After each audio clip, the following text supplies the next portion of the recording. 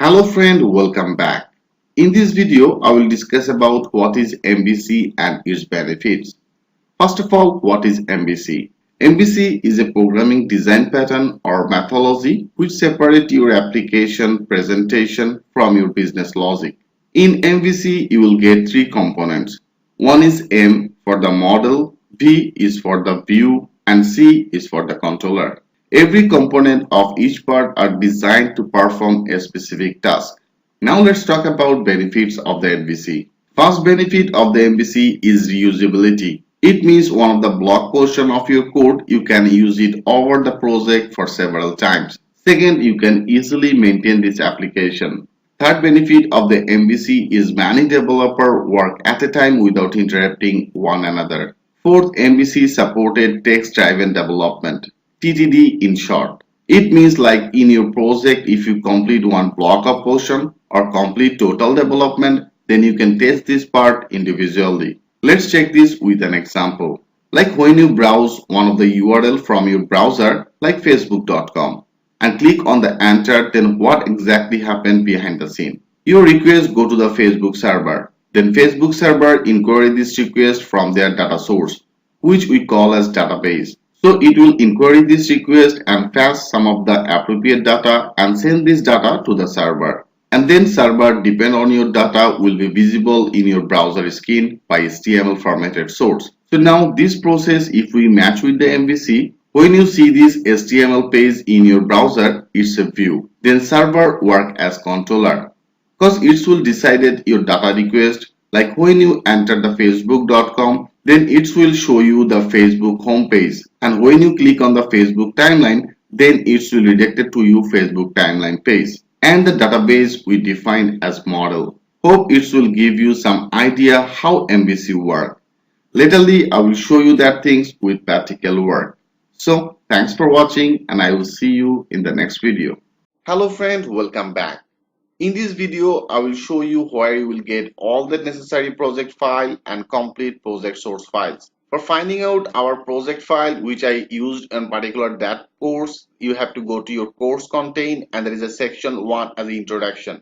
And here there is a section 3 as the exercise file for download. And here also they have one of the option as a resources and that is the exercise file.zip. So whatever the materials I used on particular that course, you will get all the things into this folder. So that is the zip file. First of all, you have to download it and then you have to stack that file. And when you stack that file, then you will get this type of some of the folder. One is the MDB file, that is a XAMPP file. That means that if you want to update your PHP version, then you can work with this one. So I will already discuss about that things with you, how you can update your localhost PHP version. And also there is a project backup file. And into the project backup file here, there is a two type of project. That is a Laravel 6 code project, all that source file with the SQL file, and also there is a user authentication system, all that file you will get from to this folder. I hope all that file will help you a lot. I will try to keep this course up to date all the time and I will add more videos related with Laravel 6 for you. I am here for help you as much as I can. So don't hesitate to let me know about your issues. I will be in your touch. So thanks for watching and I will see you in the next video.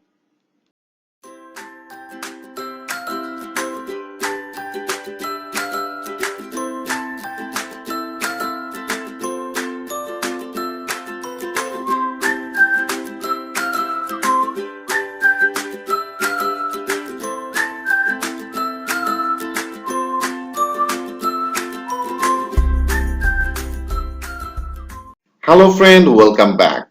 PHP is one of the oldest and most popular web development languages, and Laravel is its most popular framework. In this video, I will discuss about why. The PHP scripting language has a variety of frameworks with robust technical capabilities such as Laravel, Symfony, Coordinator, Falcon, CakePHP, Zen, and Slim, etc. Yet Laravel has retained the top position on the list of the top PHP MVC frameworks. If you go to the Google trend and compare Laravel with other all frameworks, then this result will surprise you. The following screen shows the trend over the last 5 years of selecting PHP frameworks on Google Trends. The graph above clearly shows how Laravel has increasingly become popular as compared to the other PHP web frameworks over the last 5 years. So what is the reason to gain such a huge popularity and how it's cover all the things that your web application needs? First of all, Laravel is a fast development lifecycle and less code functionalities. It's easy to learn, making web application faster, configuration errors and exception handling, automation testing work, URL routing configuration is very high in Laravel. Schedule task configuration and management, it has huge community and unlimited resource. If you face any issues, you will get lot of resource from the Google and from the Laravel forums. And most importantly, it's very easy to get a job if you have Laravel skill. In our next video, I will take you a deep dive into what exactly is Laravel and the reason why Laravel remains the leading PHP frameworks even today. So, thanks for watching and I will see you in the next video. Hello friend, welcome back. In this video, I will take you a deep dive into what exactly is Laravel and the reason why Laravel remaining the leading PHP framework even today. So let's discuss about Laravel features. First of all, its MVC support and object-oriented approach. The first and best advantage of using Laravel framework is that it flows. Model, view and controller based architectural pattern, and it has an expensive beautiful syntax which makes it object oriented. Then built-in authentication and authorization. Laravel provides an out-of-the-box configuration for the authentication and authorization system. That is, in just a few artisan commands, your application will be equipped with secure authentication and authorization. Then packaging system. A packaging system deals with the multiple support software or libraries that help the web applications to automate the process. Laravel uses Composer as a dependency manager which manages all the information needs to multiple packages. Packages are a great way to accelerate development is to provide the functionality we need out of the box. Then multiple file system. Laravel also has a built-in support for the cloud storage systems such as Amazon S3 and Rackspace cloud storage and of course for local storage. It's amazingly simply to switch between this storage option as the API remains the same for each system. One can use these three systems into one application to serve files from multiple locations like in a distributed environment. Then Artisan Console. Laravel has its own command line interface called as Artisan. Common uses of Artisan include publishing package asset, managing database migration, shading and generating boilerplate code for new controller, models and migration. These features frees to development the creating proper code escalatons. Then Eloquent ORM. The Eloquent ORM is Laravel built-in ORM implementation. Laravel has the best object relation mapper as compared to the other framework out there. This object-oriented mapper allows you to interact with your database object and database relationship using expressive syntax. Then template engine. Laravel comes with the inbuilt template engine known as the Blade template engine. Blade templating engine combines one or more templates with a data model to produce resulting views. Doing that by transferring the templates into cache PHP code for improved performance. And then testing. When it comes to the testing of the application, Laravel by default providing the unit test for the application, which itself contains tests that detect and prevent regression in the framework. Integration of PHP units such as testing framework is very easy in Laravel application. They have so many features in Laravel. I have highlighted some of the features with you. So thanks for watching and I will see you in the next video. Hello friend, welcome back. In this video, I will discuss about course and development prerequisite. That means before starting this course, what you should know. You should know the basic PHP, basic object-oriented PHP fundamentals, basic HTML and CSS, and also basic Bootstrap. I suggest you to pick tutorials based on this concept first to gain a better understanding of Laravel. For the course prerequisite, I will create this project with PHP. So you will need one local host server. For the local host server, you can use XAMPP, WAMP, Vertigo, MAM, whatever you like. But I will be used XAMPP for all over the project. And also for the development references, you will need one text editor or IDE like Sublime Text Editor, Visual Studio Code, NetBeans, PHP Storm, Atoms, etc.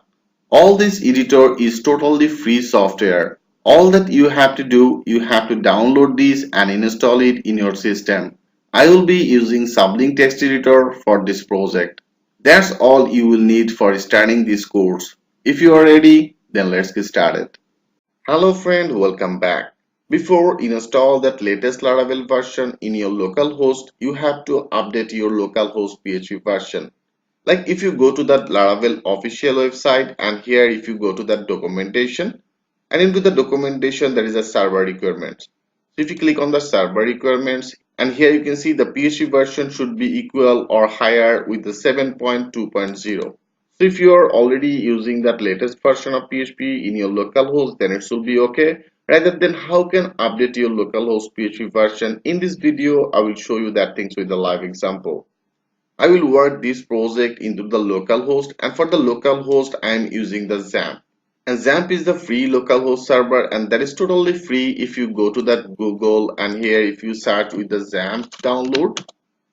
And from to these positions, like they have some of the links, like here if you open it, and from here you can download that XAMPP, like that is our 7.1 and 3. There is a PHP version is 7.1 and also there is another one. So it depends on your Windows. If you're using that Windows, then you can download that things from here. That is for the Linux, that is for the OS. Okay, so whatever the version you actually need, you can download that things from here. It's pretty much easy. One of the things, first of all, you have to do, you have to download it and then you have to just install it, and after that install you get this type of one of the box. And here first of all you have to do, you have to run your Apache and the MySQL. Like if you click on the start, and here I also want to start our MySQL. So when you will be start two of these, then if you put that as a local host, like here I just define that local host, then you get that type of one of the page. And into the page here, if you go to the PHP info, and into the PHP info right now I am using the PHP version 5.4. So how can update it, how can update your localhost PHP version? In this video I will show you that things with a live example. So now let's get started. I already installed that XAMPP, so here I already installed it. So for the reasons now I want to update it. For doing this, like they have the one of the resource as a 4.4g.NET and the project and the XAMPP. And into the position here you can see that is actually the XAMPP, and here you have to go to the files, and into the files they have all the versions, like for the Mac version, that is for the Linux version, that is for the Windows version. So right now I'm using the Windows, for the reasons I am select this one. And here you get all that your PHP versions, like there is a 7.3.9, that is a 7.2.2, that is 7.3.8, and also there another one is a 7.3.7. So here you can see that is all that file. So if you like select as a 7.3.7, because in our Laravel it should be required as a 7.2.0. Okay, so right now, so that is actually okay. So that is a 7.3.7, and here you get all that file, like that is one of the zip file. So here there is a 64-bit zip file 7.3.7. So first of all you have to do, you have to download it. If you click on here, it's automatically will be download in your computer. I already download this file. If you go to your exercise folder, so this is the exercise folder. I will share that things with you. You will get that file. Okay, so now you can see that is a XAMPP for the 7.3.7. I already download that file, so that is XAMPP and 7.3.7. So first of all you have to do, you have to click on the right button, and here one of the option for the extract here. So first of all you have to extract it, and when you extract then you get this type of one of the folder, and you can see that is actually the XAMPP folder. So all that file is included on particular that position. So now we have to do, we have to update three files, one of the Apache folder, and there is a PHP and the PHP myadmin. So these three folder we have to update in our local host. So when you install that XAMPP, you will get one of the folder in your C drive. Like if you go to that your C drive where actually you install that XAMPP. So here I install my XAMPP in our C drive, And here you can see when you install it, you get this type of one of the folder as a XAMPP. And now you have to open it, and into these positions like here you have to update this Apache, and that is actually PHP and the PHP my admin. So that's all for our old version. Like here I already discussed about that things with you. Here now I am using the PHP version 5.4. So now I want to update it. So if you want to update, then you have to actually update these three files. So right now better I just make as a rename, or rather than you can also delete that things from here. So I just define as a Apache old. For before doing this, you have to stop your Apache. Okay, like here I just stop this Apache and also stop that MySQL. So now here I just define as a Apache old, and also I have to update this one. There is a PHP, so I just define as a old, and also for this one I just define as a PHP my admin as a old. Okay, so here I just define that as a old. I just rename it, rather than you can also delete that things from here. And now we have to update this three folder. Like I already download one of the file that is actually 7.3.7 for the XAMPP. So now there is a Apache, PHP, and the my PHP admin. So now I have to copy three of this folder and now go to our localhost into the XAMPP area, and now simply I just paste three folder on particular that position. So it may take little time, so when it should be done, then I will come back again. Our three folder is pasted successfully in our XAMPP folder. Like there is our Apache folder, there is a PHP folder, and the PHP myadmin. Now we have to open our PHP folder, and into the PHP folder they have one of the file as a this one that is actually the php.in. So now I open it with the Sublime text editor, and into this position you have to update one of the path. Like if you click on the search, and here I just define it as XAMPP, and you can see that is one of the path. That's the path you have to update. Like here if you go to the localhost, like that is actually the C. Okay, so for now I just copy it, and now here into this position you have to update that path. There is a C and the XAMPP and then the PHP. So now let's find out another one. So this one also I have to update it, and now another one. So here I also want to update that all path. So that is another one. Okay, so I just update that path, and that is also another one. I just update it, and also I want to update this one. Let's find out another one. So this one I also have to update, and also there is another one. I update it, and now click on the find. So every path is now updated successfully. So that's the things you have to do. Right now I just click on the save all, and now you have to run your Apache and the MySQL. So now I just click on the start for the Apache, and also that is a MySQL. So now if you go to your localhost, like here there is our localhost, I'm just refreshing that page. And now if you go to the PHP info, yes, now you can see there is a PHP version 7.3.7. So now we successfully updated our localhost PHP version. I hope you can well understand about it, how can do that work. And also there is a PHP my admin, so that means all the database related issues will be in particular that position. Like if you go to the PHP my admin, yes, it's also perfectly working on here. I hope you can well understand about it, how can update your localhost PHP version. So that's the file. I will share that file with you. You get that things from to this position. That is the exercise file folder. So this folder you have to update three of the folder. That is the Apache, and that is actually the PHP and the PHP myadmin. I hope you can well understand about it, how can update your localhost PHP version. In our next video, I will discuss about that Laravel. How can install that Laravel latest version and the 6 is recently released. Okay, so how can you install that Laravel in your localhost? In our next video, I will show you that things with a live example. So thanks for watching, and I will see you in the next video. Hello friend, welcome back. In our previous video, I already discussed about that things with you, how can update your localhost PHP versions. Right now, I am using the PHP version 7.3.7. So in this video, I will show you how can install that Laravel. So that is the first requirement. So I already solved that requirement. Now I want to install it. So you can install that Laravel with using the Composer. It will be very much easy. So how can do that work step by step? I will show you that things with the live example. For doing this, first of all, you have to create one of the project folder.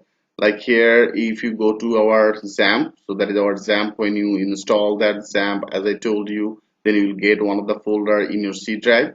So right now I'm installed that XAMPP in our C drive. For now, if you go to that XAMPP, and here there is also one of the folder as a htdocs. So now open it, and htdocs is the main root directory of your local host. And into the local host, first of all, I want to create one of the folder. Like here, I just name it as a L. That means for the Laravel core functionalities. So I just define as a code. Okay, I just define as a code. That means the create, read, and the update and the delete. So for education purpose, I'm using this one. I just create one of the folder as a code. And into the code folder here, I want to install that Laravel. So for doing this, first of all, here you have to define as a CMD. So I just define as a CMD on that part. Now you can see it's now showing as a XAMPP and the htdocs, and that is our folder name. So into this folder area, I want to install that Laravel. So before you install that Laravel, I want to install that composer. So if you want to install that composer, you have to go here. Like right now, we don't need this. So here I just define as a get composer. And into the get composer here you have to go to the downloads, and into the downloads here you can see there is also one of the command line installation. So right now I just want to install it with the command line. So here I just copy it, and in our directory, so that means here I just simply paste that things on particular that position. So it should be created one of the file on particular that area. Here you can see it's created one of the far file, and after that creating here you can see, and after that composer install here, there is also one of the link as a unlink composer setup.php. That means this composer setup.php, we don't need this. I just want to make that things as an unlink. So if you click on the enter, then it should be gone from here. So here I successfully install that composer, and right now I want to install that Laravel. So make that sure you are connected with the internet. So all the file actually he downloaded that things from the internet. So now I want to install that Laravel. Like if you go to that Laravel official website, and here I want to install it via the composer. So I already installed that composer. Right now I want to create one of the project with this one. Like that is also one of the command line. So now I just copy it. Okay, and now in particular that position I paste it.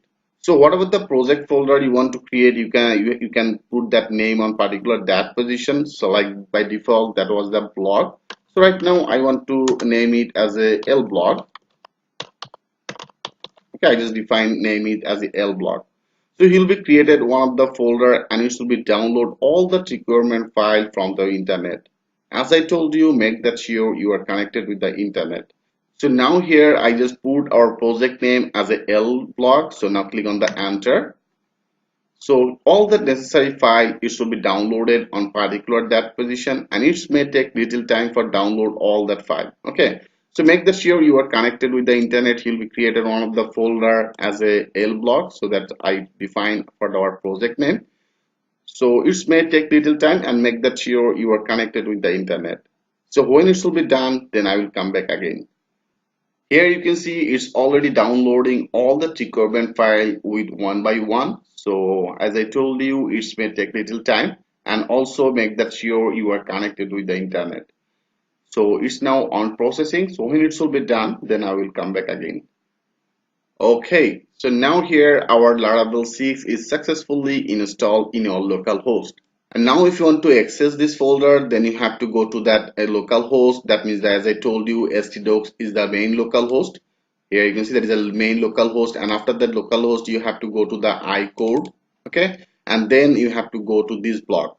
That means the L block. So here first of all I just define as a L code. So here there is a local host. After that local host there is a L code, and then I just created our project name as a L block. Now click on the enter, and now here you can see it's now redirected all that resources file. Like if you go over that folder, so that is our all that file is now visible on particular that position. So that is the by default. Then you have to go to the public, and into the public here you can see it's now showing our Laravel installed successfully. So here I installed our Laravel, and here I installed the Laravel 6 version. So that is the latest versions right now that is actually running. Okay, So now it's perfectly installed in our localhost. So here this link is little bit longer, so if you want to reduce it, like here you have to go do that work. Like here there is a server.php, so I just copy it and here I just paste it. And now first of all here I just define as the index. Okay, I just rename it as the index.php and now go to the public, and here one of the file is the stxs. For now I just copy it and now here I just paste on particular that position. Okay, I just paste it. So now you don't need to access that public, so now I just remove it and now click on the enter. Yes, now you see, now you can actually access your project with this URL. So that is our folder. There is another our project folder as a L block. So we'll create our code application on particular that position. Okay, so step by step each and everything will be very much clear to you. So here we successfully install it, and now if you go here, like that is our project. So now I want to do, I want to add that folder in our sublink text editor. For this project I will using that editor. Okay, that means the sublink text editor. Like here I just click on the new window, and now in our new window, like that is our folder. So it's pretty much easy, the drag and drop. So I just select it and I just paste on particular that position, and here you can see all that file and all that folder you can now access from to this area. So in our next video, I will discuss about that overview of our Laravel structure, how all that file structure is organized in Laravel. So thanks for watching, and I will see you in the next video. Hello friend, welcome back. In this video, I will discuss about Laravel default file structure. The application structure in Laravel is basically the structure of folders, subfolders, and file includes in a project. Once we create a project in Laravel, we get an overview of the application structure as shown in here. Here refers to the root folder of Laravel, namely Laravel project. It includes various subfolders and files. First of all, app. It is the application folder and includes the entire source code of the project. It contains console, exceptions, and middleware declaration, controller, providers, and model. That is the default Laravel model. Console includes the artisan commands necessary for Laravel, where all the commands are declared with the appropriate signature. Then exceptions. This folder contains all that method needed to handle exceptions. It also contains the file handle.php that handles all that exceptions. Then HTTP. The HTTP folder has subfolder for controller, middleware, and application request. That's the Laravel default controller. As Laravel flow as a MVC design pattern, this folder includes model, controllers, and views defined for the specific directories. The middleware subfolders includes the middleware mechanism comprising the filter mechanism and communication between response and request. Then providers. This folder includes all the service providers requests to the register event for the core server and the configure a Laravel application. Then the bootstrap. This folder enclosed all that application bootstrap script. It contains a subfolder, namely cache, which includes all type of associate for the caching a web application. You can also find the file app.php, which initialize the script necessary for bootstrap. Then config. The config folder includes various configuration and associated parameters required for the small functions of the Laravel application. Then database. As the name suggests, this directory includes various parameters for database functionalities. It includes three subdirectories as seeds, migration, and the factories. Seeds, these contain the classes used for unit testing database. Migrations, this folder helps in query for migrating the database used in the web application. And factories, this folder is used to generate large number of data records. I will show you how all things work in Laravel, so everything will be very much clear to you. Then the public. It is the root folder which help in initialize the Laravel application. Then resources directory contains the file which enhance your web application. Here you will get the views folder. Views are the HTML file or template which interact with the end user and play a primary role in MVC architecture. Then the route. Route is the way of creating a request URL of your application. You will do a lot of work in this route. And then the vendor. Laravel is completely based on composer dependency. For example, to install Laravel setup or to include the third-party libraries, etc. The vendor folder includes all that composer dependency. In addition to the above mentioned files, Laravel also includes some of the other files which play a primary role in various functionalities such as the GitHub configuration, packages, and third-party libraries. Hope now you have little idea about Laravel file structure. So step by step, I will show you each and everything with live example. So thanks for watching and I will see you in the next video. Hello friend, welcome back. In our previous video, I already discussed about Laravel file structure. Now I want to work on it. So step by step, each and everything will be very much clear to you. So into this session, first of all, I want to create one of the code application with using the Laravel. That means how can create data, how can read data from to the database, how can update data, and how can delete data from to the database. That means how can create the code application with using the Laravel step by step. I will show you that things with the live example. For doing this here, I already installed our Laravel and that is the Laravel by default one of the template, that is a blade template. So right now I want to make the things little bit interactive. For code functionalities, I don't want to use any template for this one. I want to create that template with using the material design bootstrap. So with the material design, you can actually create one of the page.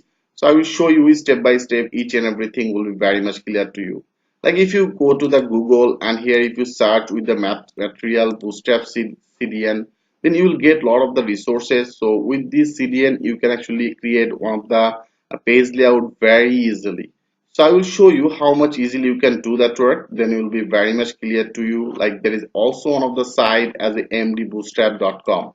And into this site, you will get all that material design bootstrap file on particular that positions. Like if you go to here and now there is also one of the option as a download, like click on the download. And here there is an option for the direct download. And here if you click on the direct download, then you will get one of the zip file. So I already downloaded, like if in your exercise file, I will share that file with you. That is a MDB file. And here you can see that is actually the MDB file at 488 zip. So that is the zip file. When you click on here, there is a direct download, then you will get this type of one of the folders. That is our in our exercise file. I already share it. So now first of all you have to do, there is a zip file, you have to extract it. Like here I extract it. And into these positions here, you can see there is all that CSS. You get that things from here. There is a bootstrap mean, there is a bootstrap, there is a MDB CSS, and all the required things, like there is a font, the images, and also all the JSS file. That is the bootstrap mean JSS. Okay. So with using this material bootstrap, then how much easily you can create one of the, you can design one of the page. I will show you, then it's will be very much interactive. And also they have all the things, like here you can see that is if you want to add some of the navigation, you get that code from here. If you want to add some of the tables, if you want to add the forms, I will show you, then it should be very much clear to you. So first of all, here you have to extract it, and here there is our index.html.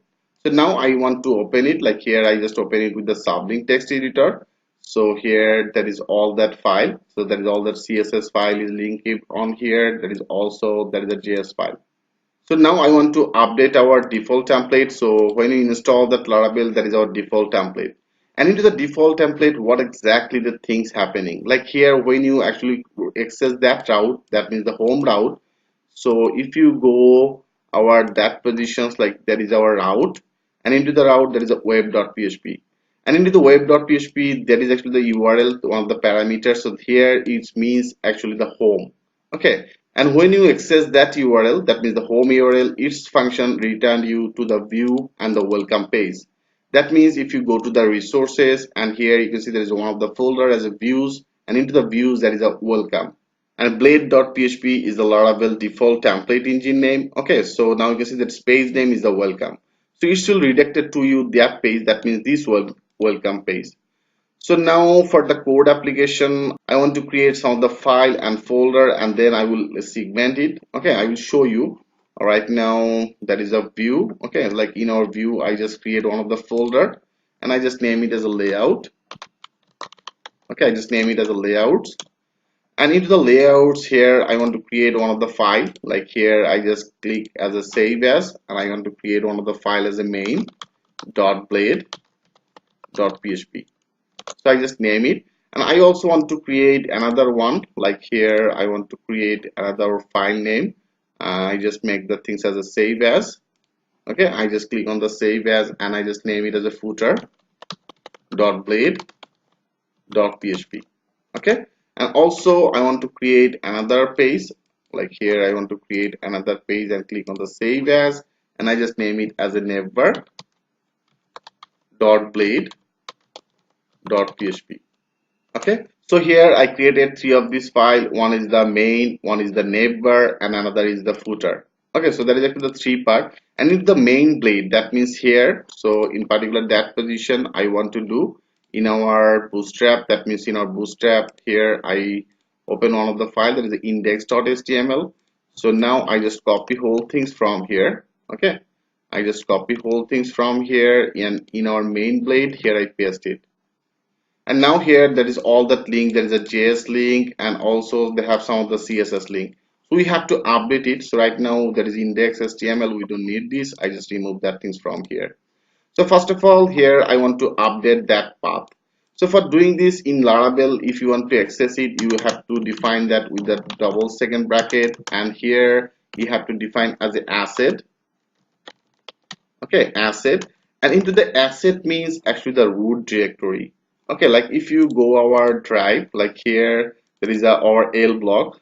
So asset means it should be started from to this position, that means this directory. In our project directory, I just assign that in Laravel as an asset, and after that asset here in our that folder, that is all that folder, the CSS font, and then the images JS and this one. So all that folder I just copy from here, and in our project, in our public here I just want to create one of the folder as a test. Okay, I just define as a test, and here I just paste all the folder particular that position. And now I want to link that page. So that is in our project, that which I assign that things with the asset, and after that asset then the public, and then the test. So here you have to assign it. So I just define that asset, and after that asset here you have to define your public, that means the public folder. So I just define as a public folder, and after that public folder I created one of the folder as a test. So I just define as a test, and after the test here you can see there is actually CSS folder and the bootstrap CSS, right? Like if you go to that page, like there is a public, and after that public there is a test folder, and into the test folder there is a CSS, and after the CSS here you can see there is a bootstrap.css. So that will be our file link. So for now I just copy it. Okay, I just start it, and I just paste on particular that position.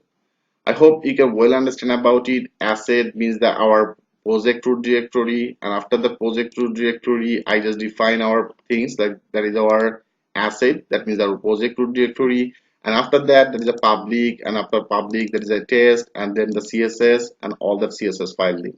And also we have to do the same things for with our JS, like that is our all the JSS file. So now first of all I have to update it. Okay, so better I just copy it, and I also have to update this one, also update this one, that is a CSS. I just start it, and there is a CSS style. Okay, so first of all you have to add all the file links. So I just start it, and I just paste it on here. And also they have some of the JSS. So for the JS we have to also do the same things. Better I just copy it, and here I just paste it. So after that test, then the JS folder, like if you go to this place, like here you can see that after the test, then the JS folder and all the JSS file. So right now I want to add that file, like there is a JSS. I just start it, and after the test, so here I just paste it. So I just copy it, and here I just paste. Okay, so for now I just updated that JS all that file. I cut it, and here I just update it. Also there is another JS, so I just cut it, and here I just paste it. And there is also another JS as a MDB. means. So I just cut it, and here after the JS I just add it. So here I updated our path, that means all the JS file path I updated, and here that is our all that CSS I just updated on particular that position. So I hope you can well understand about it. And now that is the part, so that is the our project part. So right now I remove all the things from here, okay, and in particular that position I just want to make that page segment. Like here I want to include our footer, I want to include our neighbor on particular that position. So how can segment that page? I will continue this process, and in our next video I will show you that things with a live example. So if you know that basic structure, then Laravel will be very much fun for you. So stay tuned with me. I will see you in the next video. Hello friend, welcome back. In our previous video, I already discussed about that things with you, how can add that bootstrap material design. And also I created one of the file as a main blade.php, footer blade.php, and the neighbor blade.php. And also I updated path for the all the CSS and also for the JSS. So I hope you can well understand about it, how can update your that path. And in this video, I want to segment all that page. Like here, if you access that page, like that is our Laravel by default one of the page. So this page is actually comes from our views, and that is a welcome blade. So that the welcome blade is now visible by default on particular that position. So now I want to update it. Like here, if you select all and if you remove all the things from here, and now if you click on the save all, and now if you click on the refresh, now you can see it's now become blank. So how can segment all the page? So that is the main core things that you should know. Okay, like that is our blade.php. And in our blade.php here I want to added our this main blade on particular that position. Okay, because here I want to segment it. Like first doing this, first of all, here you have to write down as the extends. And here I just define extend and extend which file. I want to load that file, that means the main blade. So in our main blade there is a layouts folder, and after that layout that is the main. So now we have to write down that things on here as a layouts dot and then main. So I just define our main file on here. Okay, and also after that I want to add one of the section. Like here I just define as a section, and here I into the section I define one of the ID as a content. Okay, I just define one of the ID as a content, and I have to and it. So I just and that section. So I just define that and section on here. And for better understand, here I just take one of the h1 tag, and here I just defining it as a home page. Okay, like here I just define as a home page.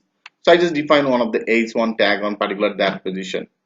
And now here I just extend all layout main.blade. So now in particular that position I also want to include our neighbor and also the footer. Like here in particular that area I include it like as a @include. Okay, I just define include, and also here you have to define that URL path. Like here I have to define that layout.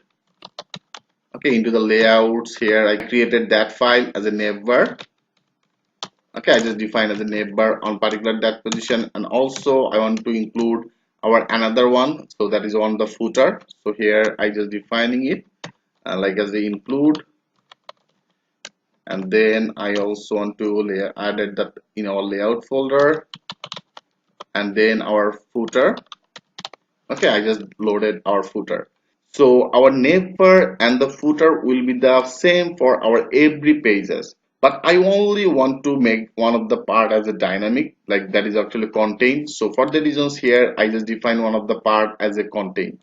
So this content part will be the dynamic, because if you go to create the about us page, into the about us page, our header part will be the same. That means the neighbor will be the same and the footer will be the same. Only in our inside that content will be changed. So further, if you want to make the things dynamic, so I want to add one of the another things, like here which part will be the dynamic, you have to defining it on here. So if you want to do that work, you have to define as yield. Okay, so yield part will be the dynamic, and here I just define one of the ID as a content. So right now I have to define that part as a content. So only this content part will be dynamic. For the reasons I just define as a white. And include, I just include the our navbar. So navbar will be the same for the every pages, and footer also will be the same for the every pages. So I will show you, then it will be very much clear to you. Like here I already included our navbar and the footer. So that is our footer page and the navbar.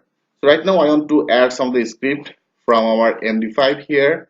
Like here there is MD bootstrap, and if you go here, and here if you find out one of the navbar from here, like if you go to that contain, not into the contain, there is a component, into the component here, actually the navigation, and into the navigation here you can see there is actually the navbar.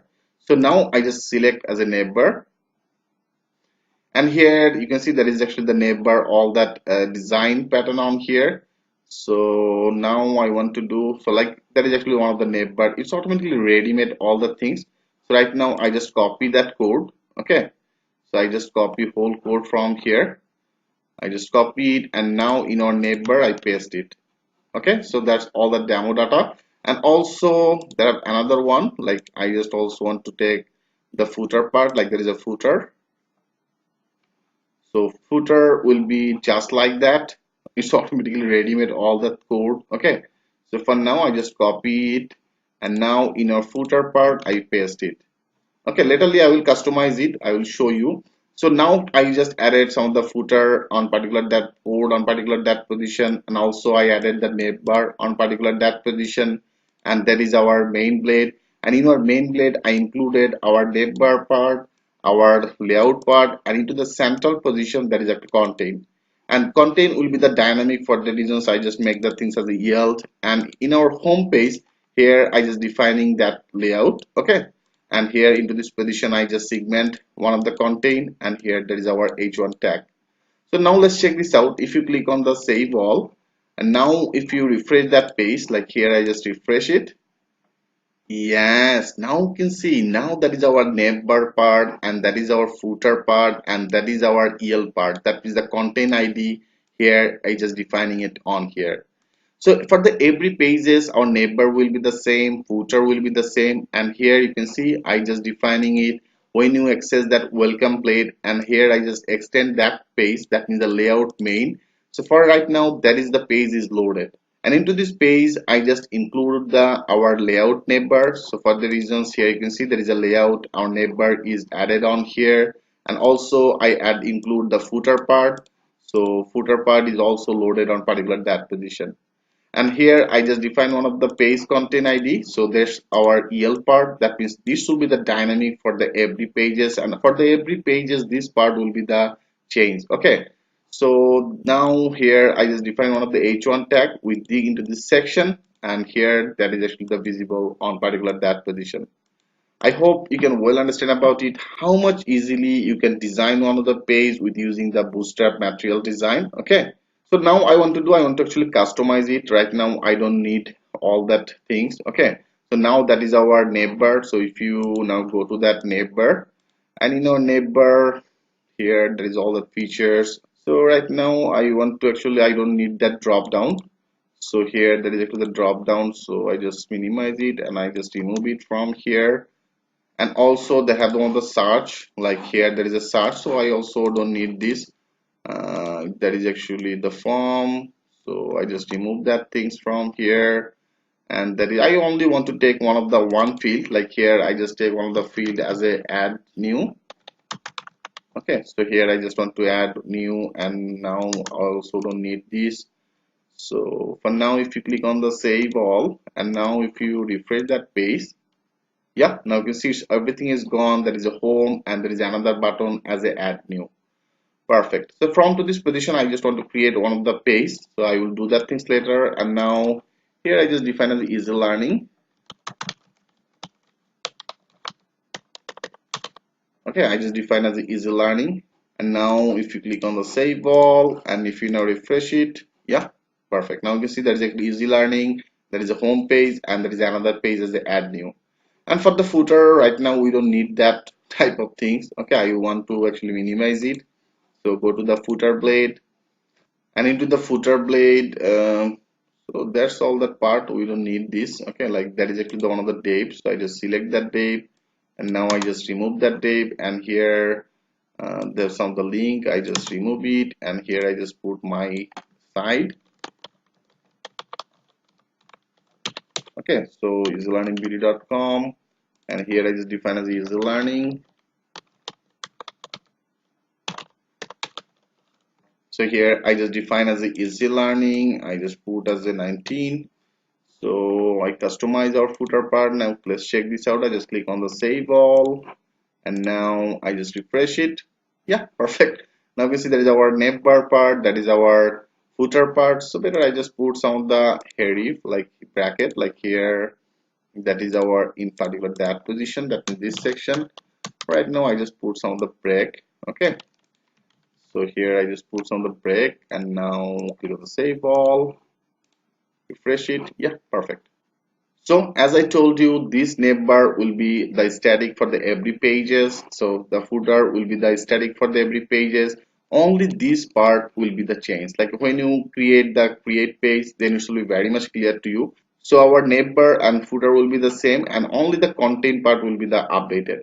So I hope it's very much clear to you how much easily with using that bootstrap material design you can create it. And that is actually MD bootstrap. You, as I told you, you get all the materials from to this position. So if you want to use any component from here, you can use it. So right now I'm using the footer part and also the navbar, and now it's now perfectly visible on here. So in our next video I will show you how can create the database and how can configure it. So thanks for watching, and I will see you in the next video. Hello friend, welcome back. In your previous video, I already discussed about that things with you, how can design your page with using the Bootstrap material design, and now it's perfectly visible on here. In this video, I will show you how can create the database and how can configure it into the Laravel. For doing this, first of all, here you have to go to the local host. So here there is my local host. Right now I am using the XAMPP, and here make that sure you are started your Apache and the MySQL, and now go to the PHP admin, and into the PHP admin, that is our database.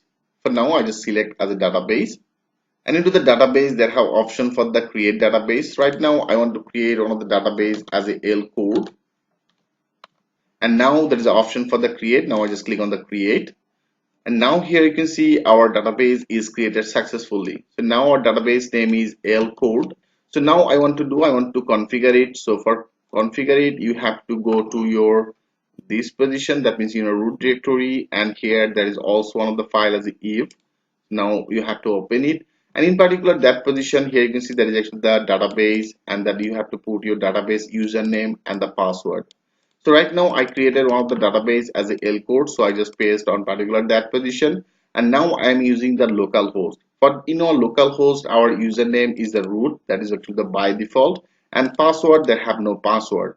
So you get all that information, like if you go to your main database area, and now there is an account, that means the user account, and into the user account here you can see there is a username by default, that is actually the root, host name as the local host, and password. Right now I don't have any password. For the reasons I just make the things as a blank, so that is actually the blank, and the username I just define as a root, and that is our database. For now, if you click on the save all, and now I just want to refresh that page. So if everything okay, it should be work. You can see it's perfectly, they have no errors, so it's perfectly configured. So how much easily you can configure it in Laravel, I hope you can well understand about it. But if you want to do that work with using the PHP, then you have to write down a lot of the code for this one. I hope you can well understand about it. In our next video, I will discuss about that route. How can create the route and how the route actually work in the Laravel. Each and everything will be very much clear to you. So thanks for watching, and I will see you in the next video. Hello friend, welcome back. In this video, I will discuss about Laravel route. Routing is one of the essential concepts in Laravel. It's a way of creating a request URL of your application. Routing in Laravel allows you to route all your application requests to its appropriate controller. In Laravel, route offers some of the route methods. In route, there have the 6 type of methods like get method, post method, put method, delete method, patch method, and the options method. When you want to fetch some of the content, then you have to use get method. When you want to insert some of the data into the database, then you have to use post method. When you want to update some data into the database, then you have to use put method. When you want to update one single field in the database, then you have to use patch method. When you want to delete data, then you can use delete method. Step by step, I will show you all that method with live example. Now let's get started with the code. Finding out the route, you have to go to your directory and there is a routes folder, and into the routes folder they have the web.php. Now open it, and in Laravel route it gets two parameters. One is the URL and another one is the callback.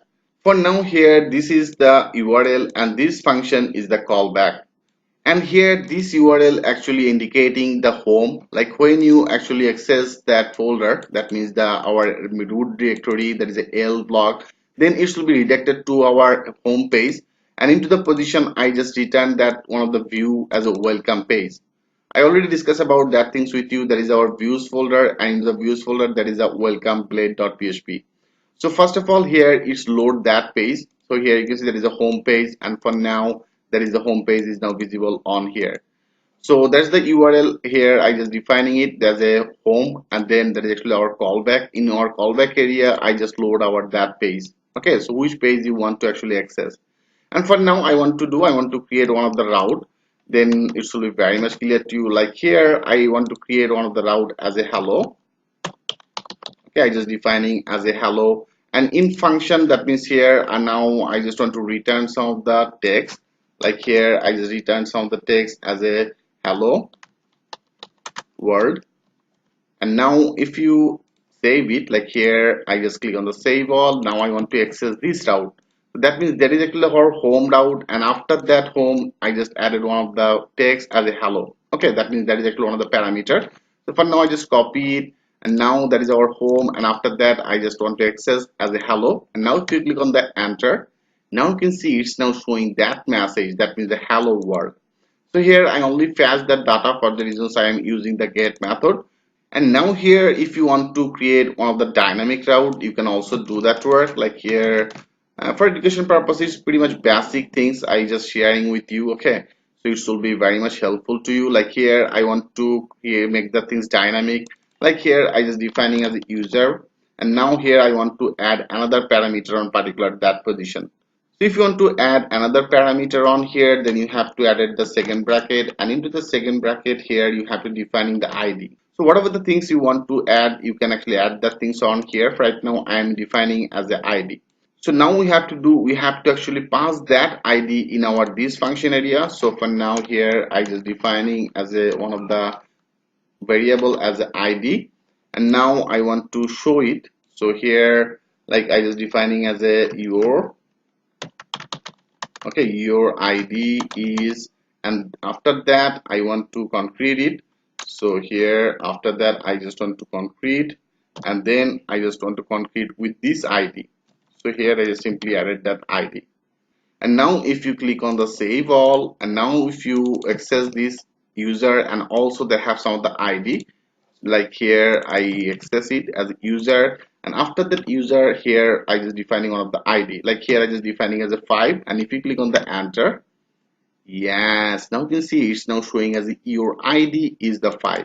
So here I just assign all the parameter as a 5. Okay, so whatever the things you put on particular that position, like here I just defining as a Aryan, and if you click on the enter, now you can see it's now showing as your ID is Aryan. So that is the things you can do, and I also make the things dynamic for the reasons in our function area. First of all I take this ID, and then I just create that ID on particular that position. Here I returned it. Okay, so I hope you can well understand about it. So by default that is our root, and for now I only want to fetch some of the data for the reasons I just using the get method. So laterly I will also show you how can use the post method for inserting the data into the database. How can when you update your data, then you have to use the put method, and also if you want to delete it, then you have to use the delete method. So all that method step by step I will show you with the live example. And also they have the another things, Like here in our callback area, I just loaded our welcome page, right? So here that is our welcome page is this one. So here I returning that view. You can do the same things with using one of the controller. Like here, then you have to do, for now I just delete it in our route. If you want to do that work, then you have to define one of the controller name. For education purpose, I'm defining and here as a controller name. So here should be some of the controller name. Then you have to add it the at the rate, and here you have to assign some of the method. Okay, so into this controller you have to actually create this method. So how can create the controller, and how can create the method, and how can load that page, that means this web page. In our next video I will show you that things with the live example. So thanks for watching, and I will see you in the next video. Hello friend, welcome back. In our previous video, I already discussed about Laravel route. In this video, I will discuss about the controller. What is controller and how can create the controller? First of all, what is the controller? In MVC pattern rule, there have no such direct path in model to view or view to model. For that reason, they need one intermediate media, and this intermediate media is controller. So now let's get started with the code. For finding out the controller, you have to go to the app, and into the app there is HTTP, and into the HTTP you can see there is a controller. So when we install that Laravel, we get by default one of the controllers. So that is a controller.php, and that is a auth. So right now I want to create another new controller. So right now we don't need this, I remove it. We also don't need this, I remove it. Okay. So right now I want to create another controller. For creating the controller, you have to go to that directory. So that is our main directory. In particular, that position I just define as a CMD.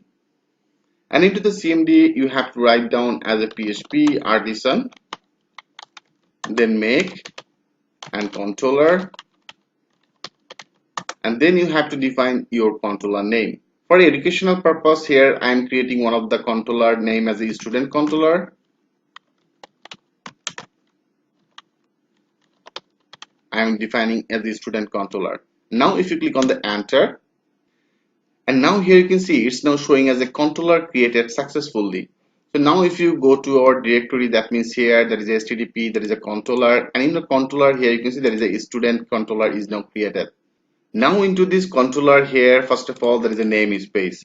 A namespace is one of the virtual directory, and there is a use the request. So that is actually one of the class.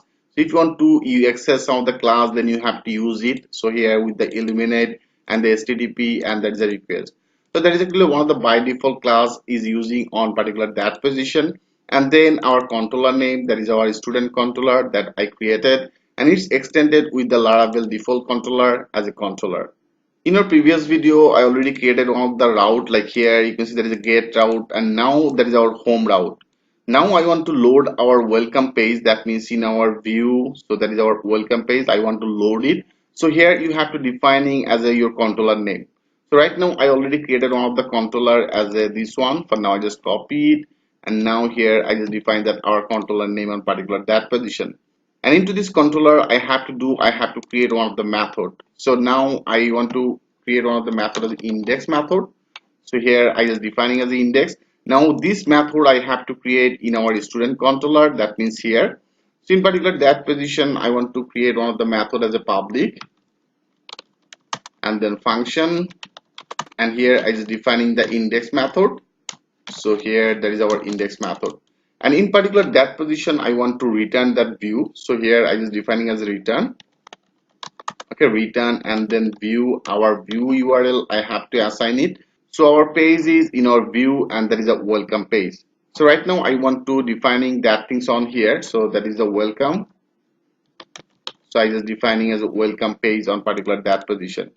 And now if you click on the save all, like here I just click on the save all, and now if you refresh that page, like here, now I want to access our home directory, and now click on the enter.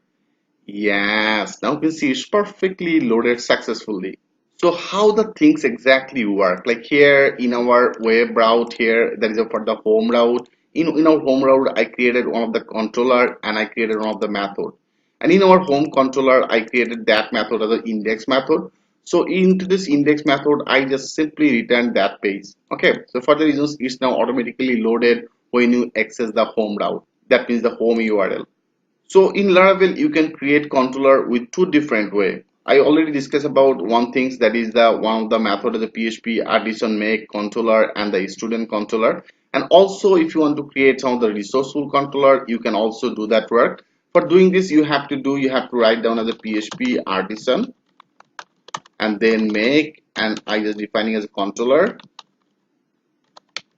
And now I want to create one of the test controller. Now here I just defining one of the test controller, and now I want to create one of the resourceful controller. For doing this, you have to put the space, then double line, and here you have to define the resource. Okay, I just defining the resource, and now if you click on the enter, now you can see it's now created the controller created successfully. And now if you go to our controller area, now you can see that is actually a test controller. And into the test controller here, you can see by default all that code method is available on here. Like that is for the index method is automatically created. That is the create method is created. So that is the our store method is created. If you want to show it, if you want to edit, that is the edit method is also created on here. That is the update method, and there is a destroy method. So all that method automatically created when you actually create one of the resourceful controller. Rather than you have to write down every controller as your own, like before in our student controller, here I created one of the simple controller. For the reasons here I created that things. Okay, that means the index method. So here is by default automatically ready-made all the things. Like if you want to actually create another route, I will show you. Like here I just copy it, and now I want to create another one. Like here I just defining as a test, and now I want to access one of the another controller, like there is a test controller. So for now I just copy it, and in particular that position I just defining as a test controller. And test controller, now I want to access the index method. So now I want to do like here in our index method, that means here that is our test controller index method. In particular that position, first of all I want to display some of the message. Like here I just defining as echo, and here I just defining as this is just for test page. So this type of one of the text I want to visible. Like if you now click on the save all, and now if you want to access this route, that means this one.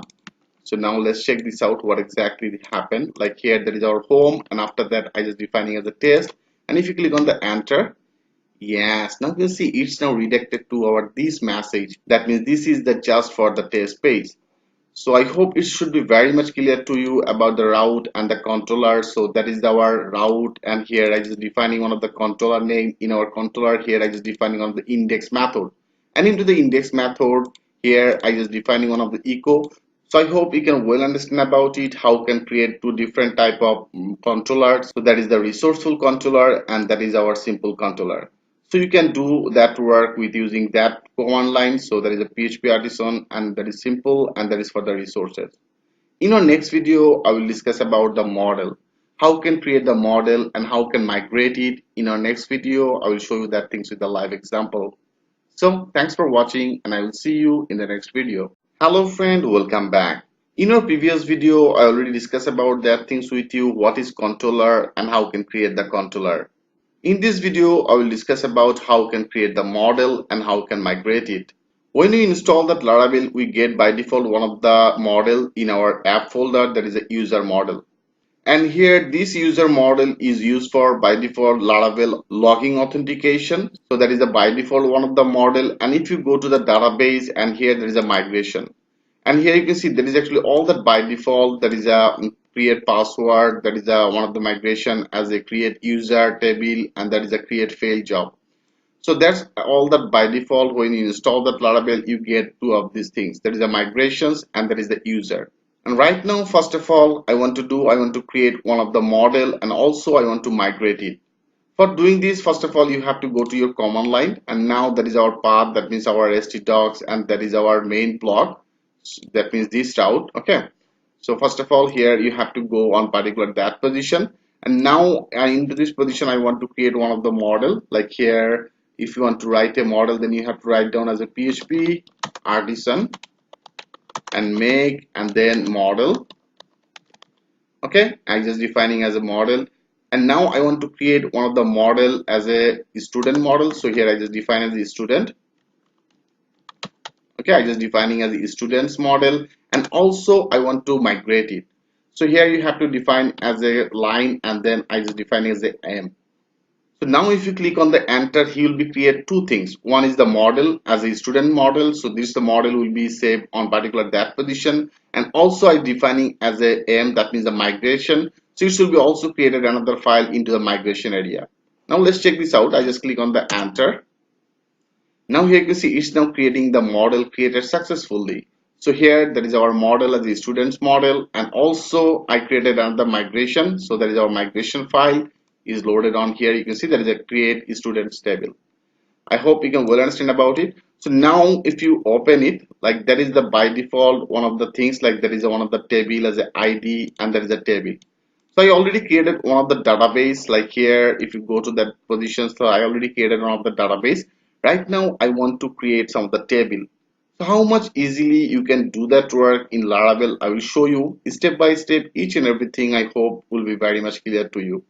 So right now for this project, I want to create one of the code application, and for this code I want to create one of the table as a students table, and here I also want to assign some of the field. Like in particular that position, better I just copy it, and here I want to take some of the field. Okay, like here better I just put as a same line, and here there is a table, and first of all I just define one of the field as a fast name. So I just defining as a fast underscore name. And now here this field I just put that things as a string, that means the character. Okay, and also better I just copy it, and now I want to take another one, and here I just name it as a last name. And now I also want to take another field for the email or the phone. So I just define two of these for the email, and also I want to take another one for the phone. Okay, I just defining as a phone. So this phone will be the string. So email I just also put the things as a string, that means all the character. Okay, and that is actually by default the time spent, so it should be automatically created one of the date format when this actually created. So now it's perfect. Here I just defining one of the table as a student table, and into the student table I want to create some of the field. Like there is our first name field, there is a last name field, there is an email field, and the phone. So I hope you can well understand about it. And now I want to migrate it. Okay, so if you migrate it, then it's automatically created one of the table on particular that position. Let's check this out. I just click on the save all, and now go to your command line, and here you have to write down as a PHP artisan and migrate, migrate is perfect. And now here I click on the enter.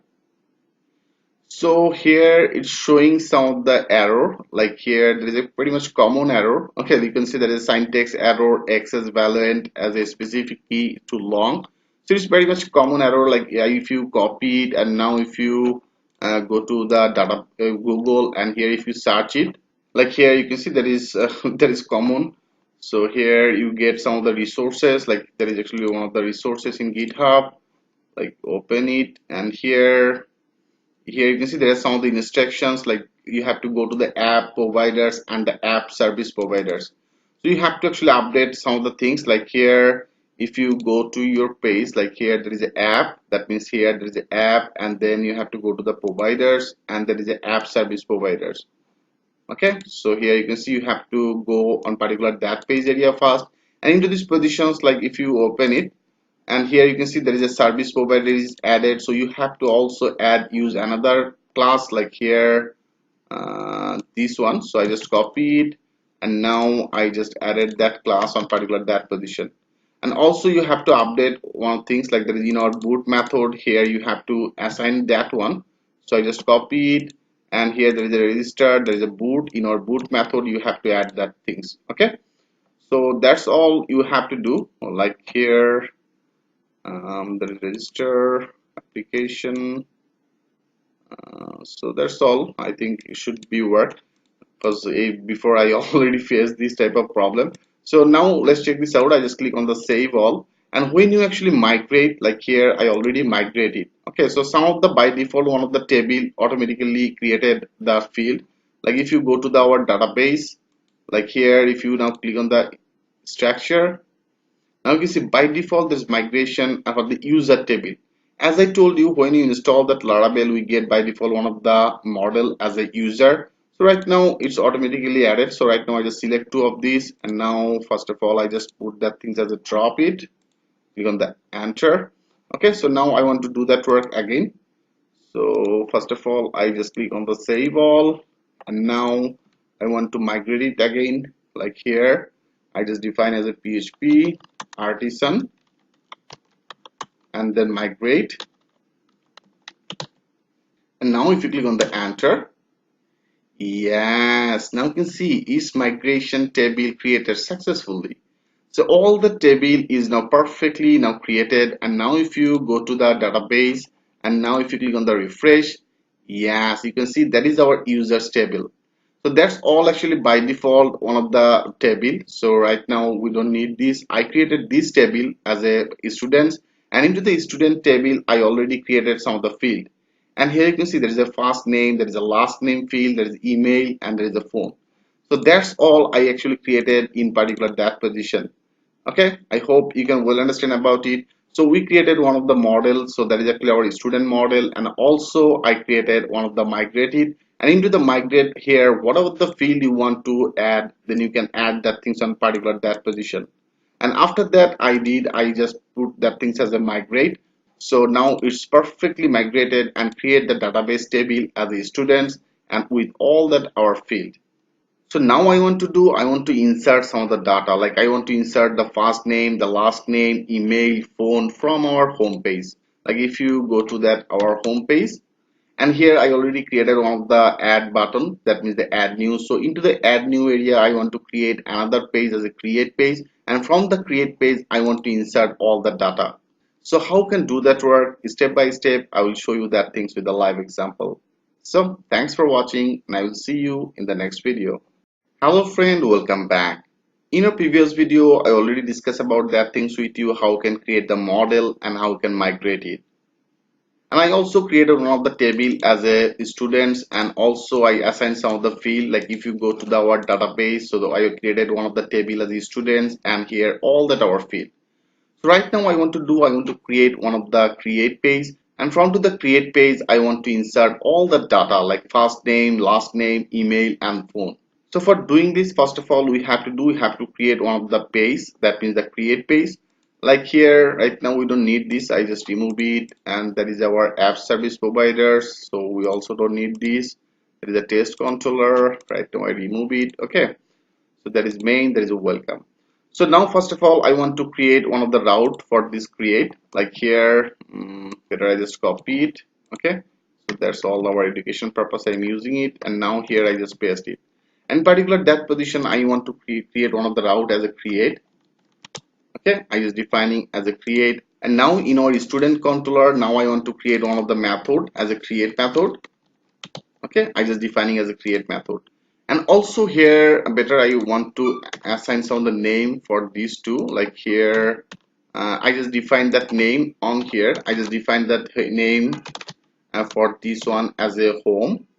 Okay, I just define that name as a home, and for this one I just define that name, I just define it for this one as a create. So here I just define as a create, and now that is I define as a home.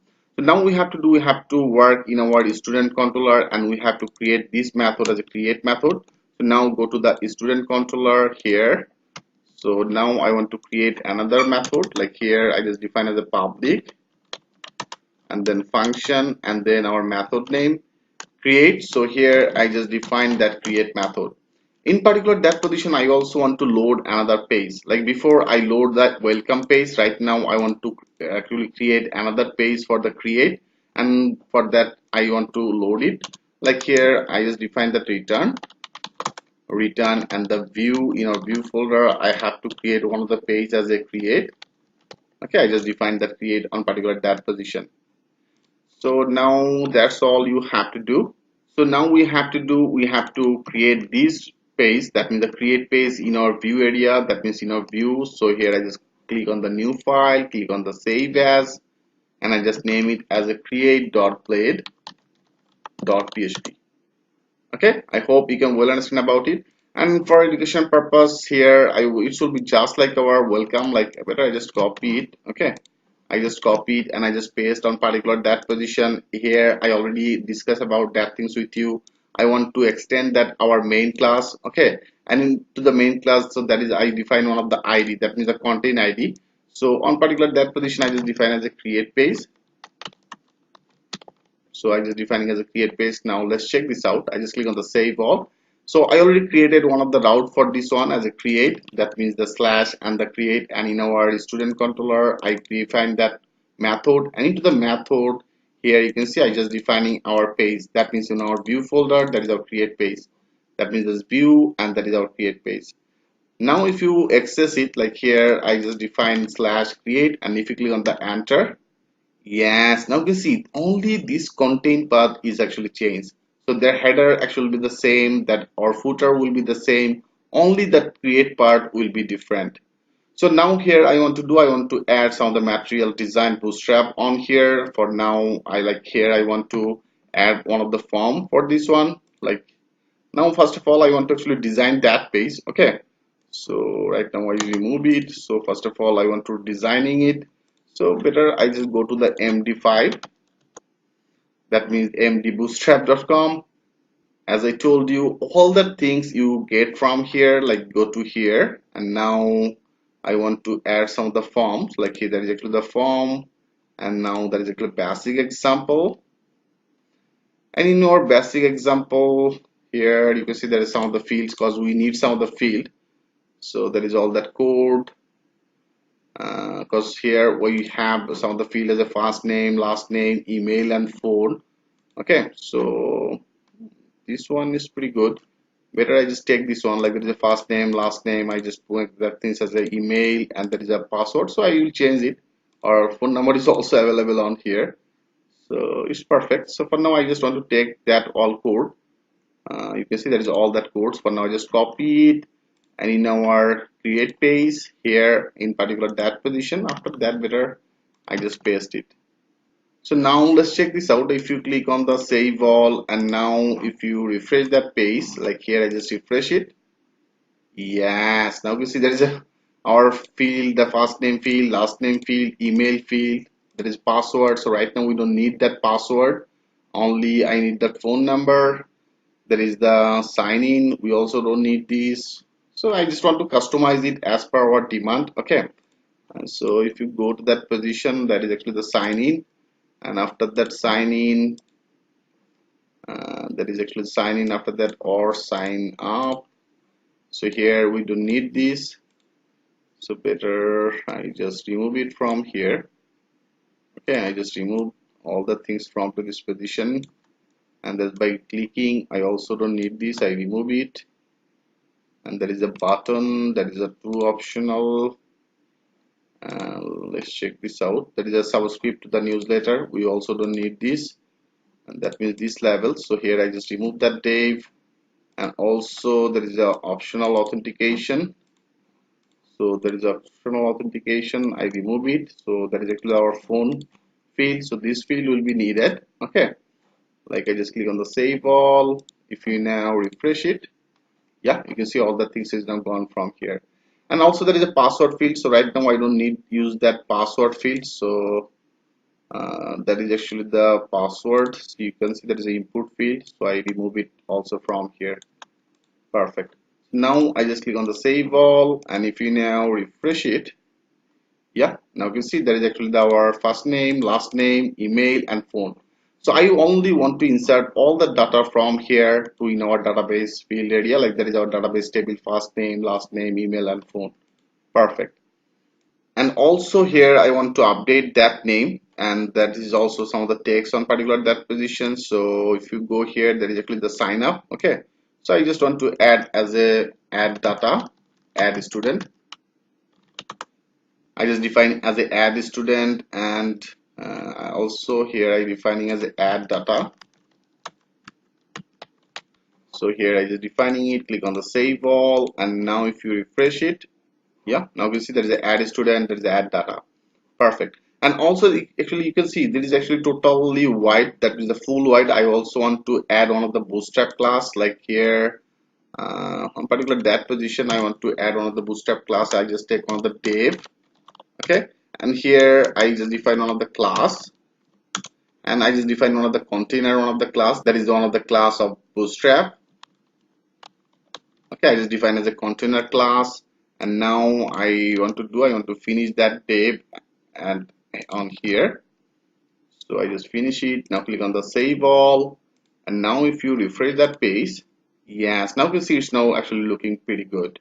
And also in our navbar I added one of the home, and that is also I created another page as a add new. For right now I don't put any link on particular that position, so that is in our navbar. So I just want to put some of the link, like if you go to the layouts and there is a navbar, and in our navbar here you can see there is a home. So for now I want to assign some of the URL. Like for the home I already created one of the route as a for this one, that means this one is for our home, and then this one is for our create page, right? So now I want to add two of these. Like here you have to define the second bracket, that means double second bracket, and in particular that position I just define the URL. Okay, I just define that URL on particular that area. I just define as a home directory. So here I just define as a home, and this one is for our create. So I just do the same things, URL, and here I define on particular that position as a slash, and after the slash I create one of the route as a create. So here I just copy it, and after the slash then the create. Perfect. So here I just define two of this link. Now let's check this out. I just click on the save all, and now if you refresh that page, now if you click on the home, it will be redirected to our home page, and if you click on the add new, yes, you can see now it's redirected to our add new page. So as I told you, for the reasons I just make the things as a segment, that our neighbor area, that is our footer area, only that content area you can see it's only the changing. Like if you go the home, our neighbor is same, footer is the same, only that content part is become changed. For the reasons I just define that things on here, okay. Like if you go to the create, and here you can see that I just define on the selection, and first of all I just define that layout in our main, and in our main which part will be the dynamic. So for the reasons I just define as the yield, and for the yield here I just define as the content ID. For the reasons here you can see I just define that section content ID on here, and also in our home page here I also define the section, and here I just define that ID.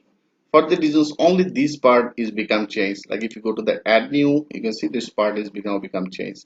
So now I want to insert the data, like that is all that our field. So here if you put the first name, the last name, the email address, and the phone number, and if you click on the add data, then all the data will be saved in our database table on particular that position.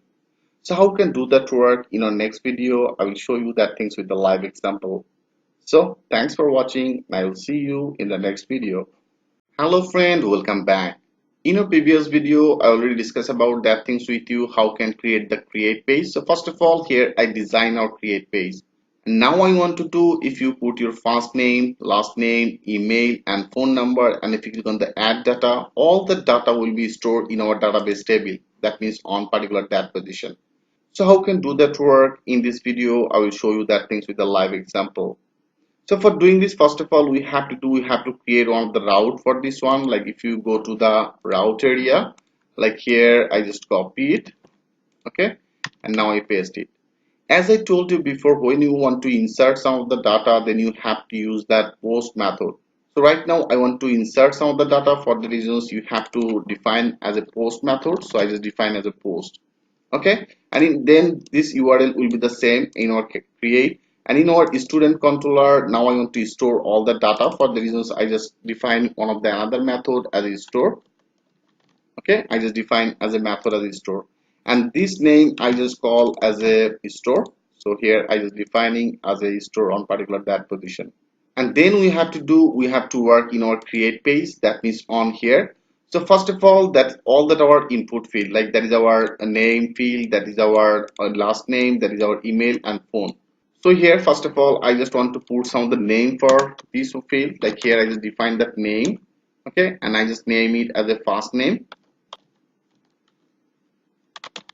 Okay, I just define as a first name, and also this one for the last name. So here I just define that name, and here I just define as a last name, and then this one is the email. So here I just define that name, I just name it as email, and also this one is the phone.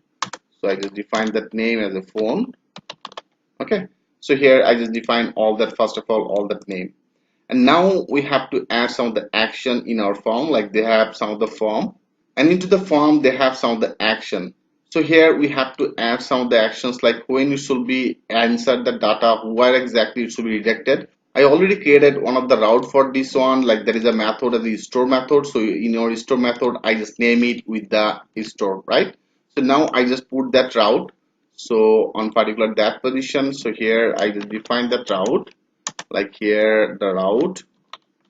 Okay, and here I just define that route as name as a store. So for the reasons I just define as a store. For the reasons actually I'm using that name.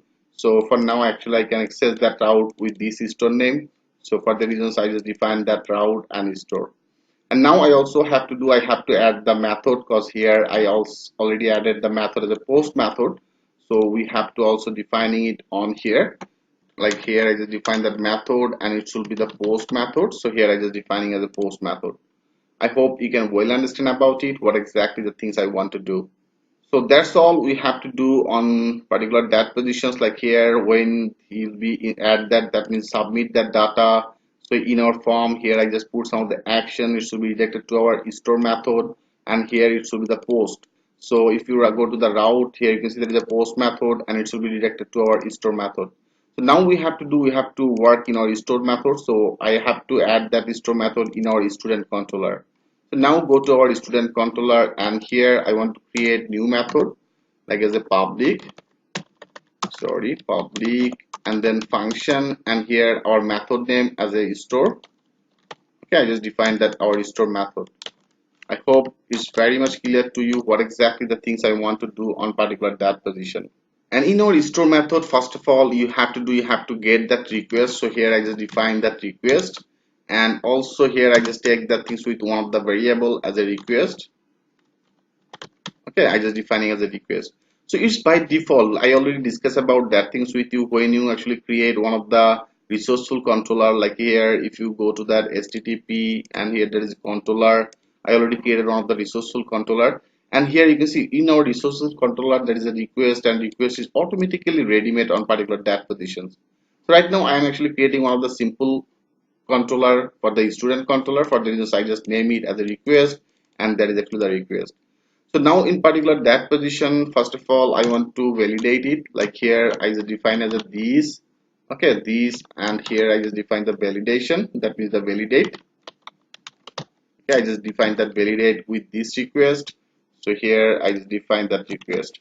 Okay, it means first of all I want to do, I want to actually validate all the data, like if this field is empty then it should be show some of the message. If this last name will be the empty, then it should be also show some of the message. So first of all I just make that all that field as a required. Okay, so for the reasons I just define some of the validations. So how can create it, I will show you.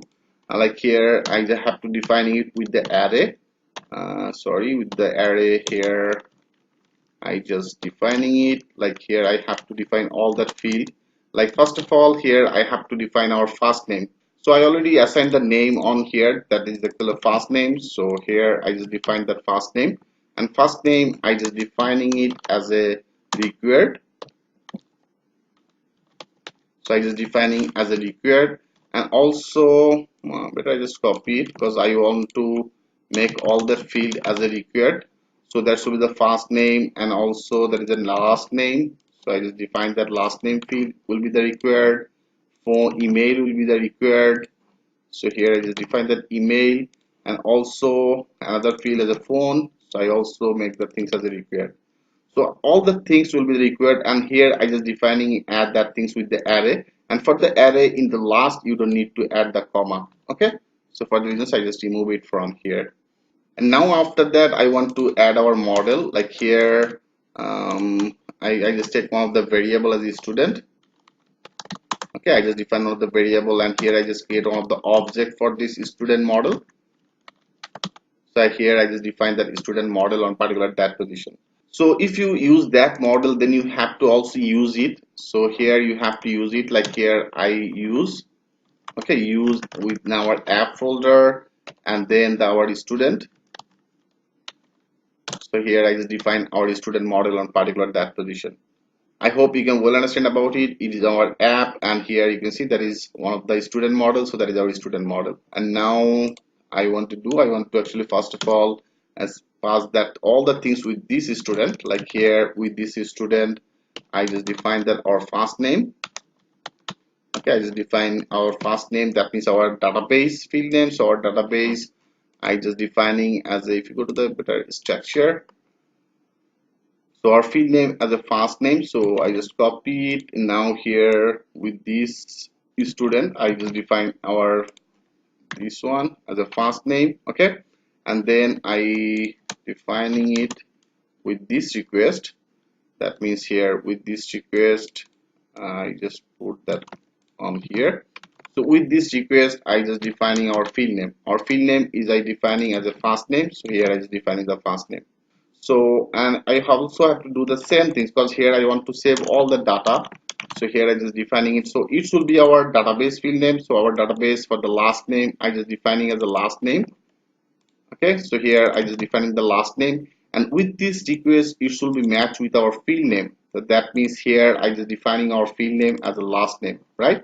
I already validate all the things on particular that position. So here I just defining that last name, and then our database field name as email ID. Okay, so here there is email, and that is also as email, and database field as a phone.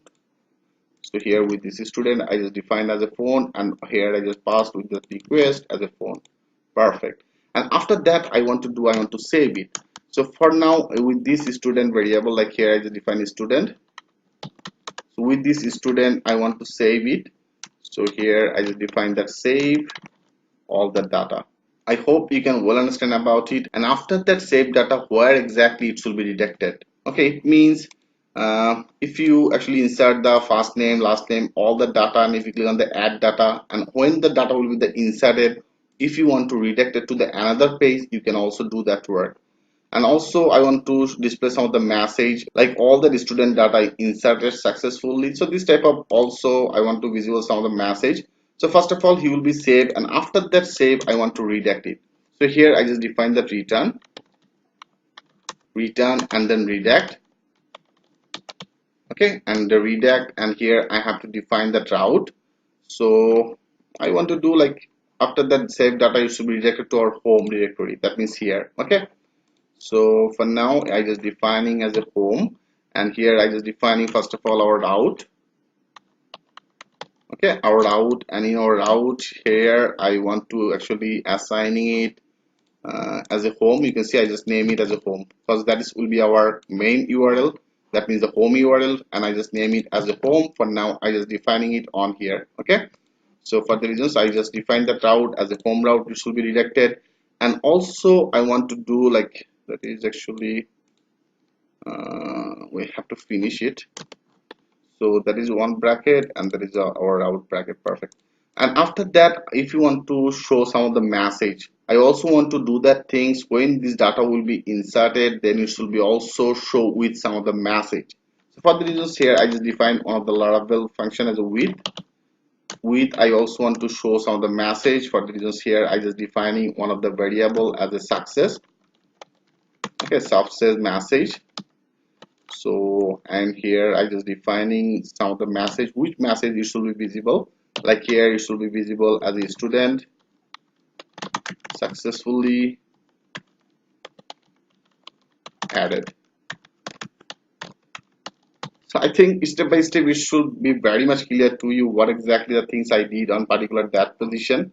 So here that's all. I just save that data, and after that save, here I just return to our home page and with some of the message. So which message? That means the student successfully added message. And here I added some of the successful message. So laterly I will show you how can show that message with this variable. Okay, so in our home page, that means welcome, we have to actually visible that message. So how can do that work? I will continue this process, and in our next video I will show you that things with the live example. So thanks for watching, and I will see you in the next video. Hello friend, welcome back. In our previous video I already discussed about that things with you, how can create the store method, and here I just defining some of the required field, and also I added our model, that means the student model. Here I created one of the object, and with this student here I save all the data, that means all field that data. Okay, and after that save data, here I also added one of the redirect, so it should be redirect to our home route. So here I just defining our home route on particular that position. If you go to the our route, and here you can see for the home I just defining that name as a home. So for the reasons here I just defining the route as a, it should be redirected to our home route, and with also some of the message. So here I defining one of the success message ID, and that is our message. So now I want to actually display that message in our home page, and in our home I already declare it. Like here if you go to the route in our student controller, that is our index method. Okay, and into the index method what exactly I redirected, I in our index method I just redirected to our welcome page. And your welcome page on particular that position I want to visible it. Like here right now I don't need this, I remove all the things from here. And in particular that position, first of all you have to define one of the if condition. Okay, like I just take one of the if condition, and here I want to do that work with the session. Like here I just define the session, and into the session here I have to define that ID. So where I just with, like here I just defining that with ID, so this one. So for now I just copy it, and particular that position I paste it. And also now we have to do, we have to AND it. Like here I just AND our if condition on particular that area, and now on here I want to take one of the tape. Like he should be display some of the alert. Like here I want to add some of the success alert. Like if you go to that bootstrap form, like here you also get that component. Like here if you go to the component, and there is an alert component, so if you click on here, and for the alert right now I want to use this one, that means that is actually the green. Okay, so that is actually success, that means 3. So that is also all the day 1 2 3, that means this one I just copy it. Okay, I just copy it, and now here I paste on particular that position. So now in particular that area I want to actually show that session. So here I just defining that section. Okay, I just defining that session, and here I want to display that message ID. So here our message, so I just defining it on particular that area. I hope you can well understand about it. And also one thing, like if you go to that our create page, here I defining the route, and there is actually post method. So if you want to insert the data here, you have to also add the things with the CSRF field. Like here I want to add it on particular that positions. Like here I just define the CSRF, and here I just define the CSRF underscore field. Okay, I just define the CSRF field on particular that position. So without this CSRF field, he will be not inserted all the data. That means all that name data, I will be not inserted. For the reasons here, I just added that our CSRF field on particular that position. So now let's check this out. Our data is inserted or not. Click on the save all. So here I just click on the save all, and now if you go to our page, like here I just refresh it. Okay, for now here I just defining as a Kazi, and then last name I just defining as a Aryan, and email ID I just define as a kazi@gmail.com, and I just put some of the phone number, and now click on the add data. So now here it's showing as a app student not found. Student, let's check this out. Like here I already added one of the object as the student model. I also added that student. Like if you go to the controller, and here you can see that I'm actually using the students, so I just rename it better. I just name it as a student because I call it as a student. Okay, so for now I just rename it as a student. So now that is actually the student model, so I just change it, and now I just click on the save all. So that's our student model. I just defining as a student, and here that is our student. Perfect, so now it should be work. Now I just click on the go back, and now here I just refresh it again, and if you browse it, okay, perfect. Now I just click on the Kazi, and now I just define as the Aryan and kazi@gmail.com, and here I just define the phone number. So this type of one of the phone number, and now I just click on the add data. Yes, now you can see that student successfully added. So if you go here and now if you click on the browse, yes, now you can see the first name is visible, the last name is visible, email ID is also visible, and phone number. So we successfully insert all that our data in our database field. I hope you can well understand about it. So we did some of the mistakes, so that the student, so I just defining name as a student. So I change it, or also make that sure you are changing that name, that is student model. So perfect. So now it's perfectly work. Like here I want to insert again, like here is the add data. Now I just define as a John, and here I just define as a John Ma. Here the John @gmail.com, and I just put some of the phone number, and now click on the add data. Yes, now you can see it's now showing as a student successfully added. So that is the message I just set up on here, and I hope you can well understand about it. So that is our message ID, and that is the message. So after that redirected in our home page, I just display that message with the alert success. For the reasons it's now visible on here. And also one things like here I also added some of the validation. Okay, so if you also want to show that all the validation error, so that the things will be visible in our particular that position, that means in our create page. So now I want to work in our create page on here, like up into this position. Okay, I just do that work on here. Better I just define first of all one of the if condition, like I just define if condition, and here I just add and that if, and here I just define the and if. And now in our if condition, first of all I just take one of the variable like as a errors. Okay, and for the errors I want to do for the every message, like here I just define that any. So here I just defining as a any on here, and I also want to do that work without using the for each, like here I just define as a for each. Okay, because it should be the looping, for the reasons I just defining as a for each on here. And now with this variable, so here I just define with this variable I just defining as all, and I just defining all as error. Okay, so I just make the things as a simple. So for now I want to actually also show some of the alert message. Like if you go to that alert, right now I want to need this danger alert, so that is actually the danger alert. So I just copy that div. So here I just copied that the danger, and in particular that position I just paste it on particular that area. So now we have to and that for each. So here I just defining as the and for each. Okay, I just defining an and for each, and in particular that position I only want to print this error. So here I just copied, and in particular that position I just simply added print that error. So I hope you can well understand about it. It is actually the one of the default one of the format to display that error, and here I just defining if errors any. That means if we get any error, then it should be show on particular that position with this variable. Okay, and also here I just defining the error with the all. That means some of the times is multiple field will be the blank. Okay, like here if you go here, like here I just make that things first name and the last name as a blank, and I just only put that email address and the phone number.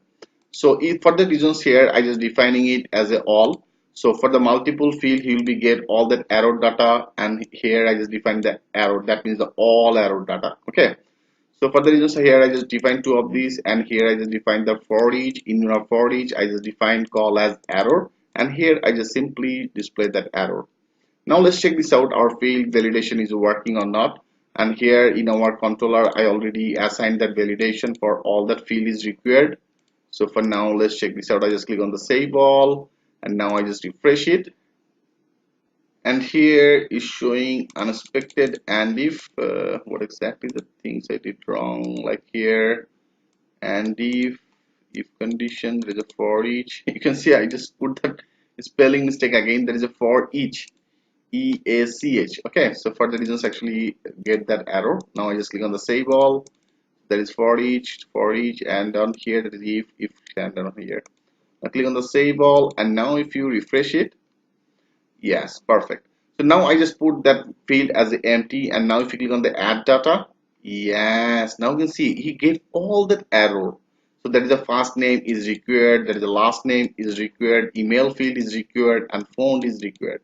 For the reasons here, I just defining as a all. Okay, he will get all that multiple field error, and he will get and print that things on particular that position.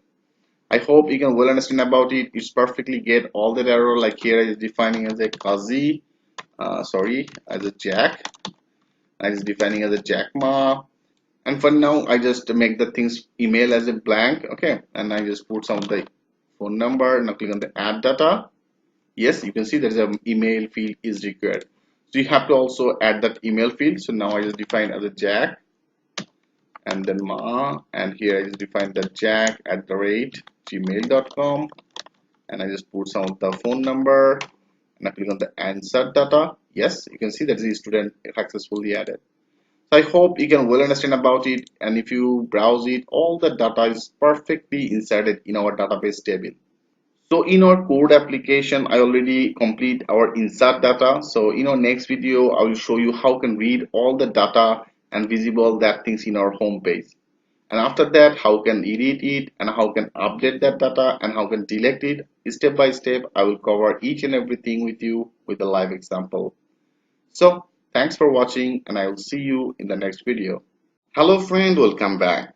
In our previous video, I already discussed about that things with you, how can insert all the data in our database table from our create page. So from this page here, if you put your first name, last name, email address, phone, and after that, if you click on the add data, then all the data will be saved in our database table, right? So now I want to visible all the data in our front page. That means here. And here I also put some of the conditions like when this data will be saved. After that, it should be redirected to our home page. Like if you go to that controller in our store controller, I assign it. After saving that data here, I just put the return redirect to our home. So it should be redirected to our home page. And if you go to our route, and here you can see that is our home, and for the home here I just define our controller name in student controller, that is index method. Now if you go to that student controller, like here I already define it, here I already define our index method, and into the index method I simply load that our welcome page, right? So that means this, so that is our welcome page. And now I want to read all that our database data. So all the data I want to visible it in our home page. Okay, that means that is actually our home page. So in that position I want to visible all the data. So how can do that work? In this video I will show you that things with a live example. For doing this better, I already here using one of the material design bootstrap. So now I want to use one of the table. So for doing this is pretty much easy. Like here there is the MD bootstrap. I already discussed about that things with you. And here you also get one of the table content. Like here there is an option for the table. So now I just click on the table, and into the table here there is a basic example. So now I just select as a basic example. And into the basic example here you get a lot of the style, like there is also one of the style you can use it. So there is all that code, and also there is another table head options. So it's pretty much cool, and you can also find out different type of one of the table on here. So right now better I want to actually use this one. So that is actually the one of the head area, and all that our data will be visible like that way. So for now, first of all, here I want to copy all that code. Okay, so I just copy all that code, and now I want to visible it in our welcome plate. And after that, if here before that section, in particular that position, I just simply paste it. So right now that's all that static data. Like if you click on the save all, and now if you refresh that page, like I just refresh it. Yes, now you can see all that static data and table format is now visible on here. This is pretty much interactive on things. For now I just copy all the things from here. There is also bootstrap class. So that's all that actually bootstrap class. Before I already added all that our bootstrap material, all the CSS and JSS code in our page, and now it's visible like that way.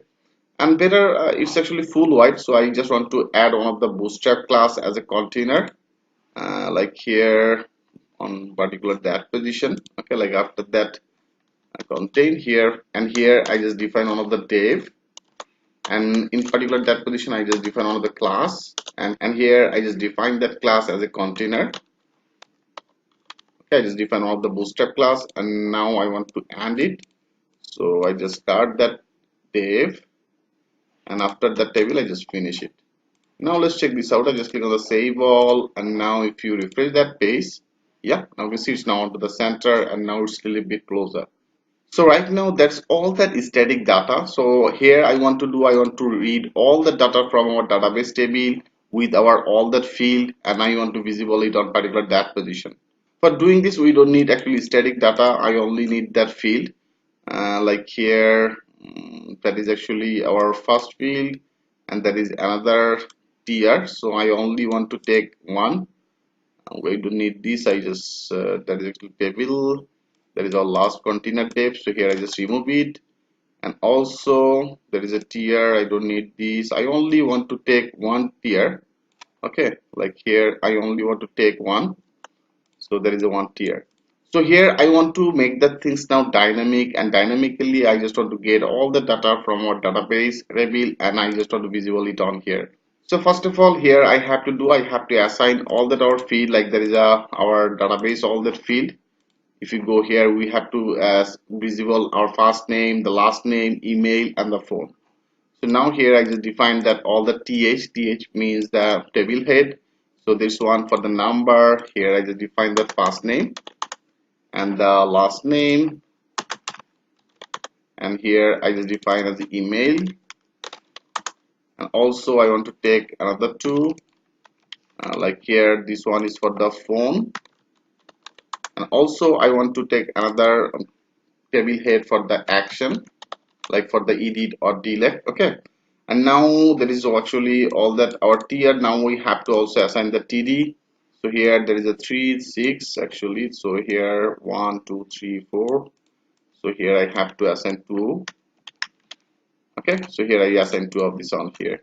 So now if you click on the save all, and now if you refresh it, like here I just refresh it, so now here you can see there is only one data, one static data is now visible on here. So now here I want to get all the data from our this table. So how can do that work? It's pretty much easy. For doing this, we have to work in our controller, like here. If you go to our student controller, and here you can see I just returned that page on particular that position. That is actually the welcome. And now here I want to get all the data from our database table by our model. So for doing this, first of all, here you have to define one of the variable, like here I just define as the students. Okay, I just define one of the variable as the students, and now I have to define our student model, and here I want to get all, so I just define as a all on particular that position. It means you will get all the data from our student table. Okay, that means if you go to our student, so here you will get all the data from this position. I hope you can well understand about it. For the reasons here I just define as a student all, and now here I get all the data from our database table. Now I have to pass that in our welcome page, right? So if you want to pass it, then you can do that work with using the compact. So here you have to define it as a compact, and into the compact, with this compact you can actually pass all the data. So here I get all the data and take that things with this variable, right? So now I have to actually pass that in our compact area. So with the compact, now I pass that student all the data in our welcome page. I hope you can well understand about it. So now we can actually access that student in our welcome page. That means here. So now I have to actually iterate all that field on particular that position. So here, first of all, I just take one of the for each, like here I just define as a @ for each. And now I just take all the things, I just compact it in our positions with the students. Okay, so here with the students, for now I just copy it, and now here I want to actually for each all the data. So with this students I just call as student. Okay, I just define as a student. And now with this student you can actually iterate all that your database field. And now first of all, that is actually the for each, so better I just want to finish that for each before the td. So here I just define as the and. Okay, and for each I just defining it on particular that position. And now with this student, so here with this student, like first of all there is actually the ID. So here I want to display that ID with that student, and here I have to define our database field ID. So our database field ID, if you go here, there is actually the ID, then the first underscore name, there is a last underscore name, the email and phone. So now I want to actually visual it. So here first of all I just want to define that ID for that hash, and then I have to define our first name. So on particular that position with that student, okay, with that student I want to now visible our first name, that means the first underscore name. So here I just defining it underscore name, and also I have to do the same things for the last name. So here I just defining it like for the student, and now here I just defining the last underscore name. Okay, so if you go to that position, so you can see that is the last underscore name, the email and the phone. So here but I just copy it, and now in particular that position I paste it. So this one will be for our email, and here this one after that email, then the phone. So here I just define the phone. Okay, so make that sure there is actually our database field. So in our database here you can see there is actually the phone, there is an email, last name. So I just added all the things, and this one is for the action. So I will do that work later. Right now I just put as a edit. Okay, and here I just define on the delete. So this type of one of the text I will also create one of the button on particular that position for this one. So now let's check this out. That's all you have to do. So now if you click on the save all, okay, I just click on the save all, and now I want to refresh that page. Like here I refresh it. Yes, now you can see there is a Kazi is first name, the last name, email address, phone number. So right now they have the three data in our database. Here you can see there is actually the three data, and all the data is now perfectly visible on particular that position. I think it's very much clear to you how much easily you can read all the data and visible that things in your page. And here I just defining as a for each, and if that is students I just call with as a student. So with this student I just simply add our database all that field, and now it's perfectly visible on here. In our next video I will discuss about that edit and update option. Like if you want to update your phone number, email address, last name and the first name, how can do that work? In our next video I will show you that things with a live example. So thanks for watching, and I will see you in the next video. Hello friend, welcome back. In our previous video, I already discussed about that things with you, how you can read all that your database table and visible all the data on particular that position. And right now it's perfectly visible on here. And I also added one of the action for the edit at the delete. So in this video, I will discuss about that edit option. Like if you click on the edit, then it will be redirected to the edit page, and our edit page will be just like our create page. And first of all, I want to visible all the data, like there is actually ID, first ID data will be visible on particular that position with the first name, last name, email address and the phone number. And after that I will update it. I hope you can well understand about it, because here you can see there is a one ID data, there is a two ID data, there is a three ID data. So when you click on the edit for the three ID, so all the three ID name, email address, phone number will be visible. So how can do that work? In this video I will show you that things with the live example. For doing this, first of all, here I just added one of the text as edit or delete. So I want to actually, for better look here, I want to add one of the Fafa edit. Then it should be better. Okay, I want to add some of the icon for this one. Like if you go to the Google and if you add it as a Fafa edit icon, and here there is a Fafa pencil square. So now I just open it. So that is actually one of the icon. You can see that is actually the icon. For now I just copy it, and here I just assign it in our home blade. So if you go to our home page, that means here I defining that text. Okay, so right now I want to actually add it first of all one of the link, then it will be better. Like here I just added one of the a headif.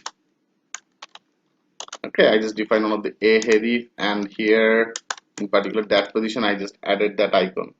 So now if you click on the save all, and now if you refresh it, It's not visible because here we have to add one of the bootstrap CDN. Okay, then it should be visible. One of the, like here, if you search with the bootstrap, like there is a bootstrap font awesome CDN, you have to actually assign it. Like here you have to first of all go to that link, and here there is actually the font awesome CSS, and here if you go to that positions, like there is the HTML. Right now I just copy it. Okay, I just copy that link, and now I want to go our main. Like here I assign it in our layout, and in our layout there is a neighbor. I added that things in our main blade. So here, so you can see in our main blade I assign one of the font use, and now on particular that position I also want to add that bootstrap CDN. Like here there is a font or some CDN, I just assign that things on particular that position. So for now I just click on the save all, and now if you refresh that page again, like I just refresh it, yes, now you can see it's now perfectly visible on here. So that is actually one of the bootstrap CDN class. Okay, there is a font or some CDN class, so you have to actually add that things. So I hope you can well understand about it. And now also I want to add the for the delect. So for the delect also they have another one is a Fafa delect. Okay, Fafa delect, and now I just click on the enter, and here if you go to that Fafa delect, let's check this out. So that is the delect. So I want to actually not you want to use that one. I want to use one of the trash. Like here, if you get that things from to this position, like if you search that with the trash, Control F and trash, like TR, and here you can see there is actually the trash. So I want to actually use this one. So this one will be better. So here I just copy it, and now go to our page, that means the welcome page. So that is for our edit page, and now here I just want to add it a very fast, and in particular that position I want to add another one. So that is for our trash for the delete. Okay, now click on the save all, and now if you refresh it again, I refresh it, yeah, now you see there is a edit and there is a delete. And also if you want to make the things little bit highlighted, you can also do that work. They have one of the bootstrap class, like in our A, here I just define one of the class, and in particular that position this class name is a btn raised. If you know little bit the bootstrap, then you can well understand about it. And then the btn primary and btn sm. So here I just define as a sm. So it will increase this button style little bit highlighted. Like here if you click on the save all, and now if you refresh that again, yes, now you see it's now become very attractive. And also I want to add the class for the our delete. For now go to that position, and here that is a class. I just copy it, and now here that is our trash, and in particular that position I added that class. Okay, like here I just added that class on particular that position, and for the delete here I just define as a danger. Now let's check this out. I just click on the save all. So there is a btn rise, btn danger, btn. Okay, so that is also one of the bootstrap class. Like click on the refresh, yeah, perfect. Now you see that is actually the edit button, and now that is our delete button. So I hope you can well understand about it. Now I don't need this, I remove all the things from here, and now here I want to do, if you click on the edit, then it should be redirected to our edit page with this ID. So for doing this, first of all we have to create one of the route for this one. Like go to our route area, like that is our web, and here I want to create another one. Like here I just want to define as a get method, so I just better copy it, and particular that position I want to create one of the route as edit. Okay, I just define that edit, and it should be edit with the ID. So for the reasons here I just define that ID.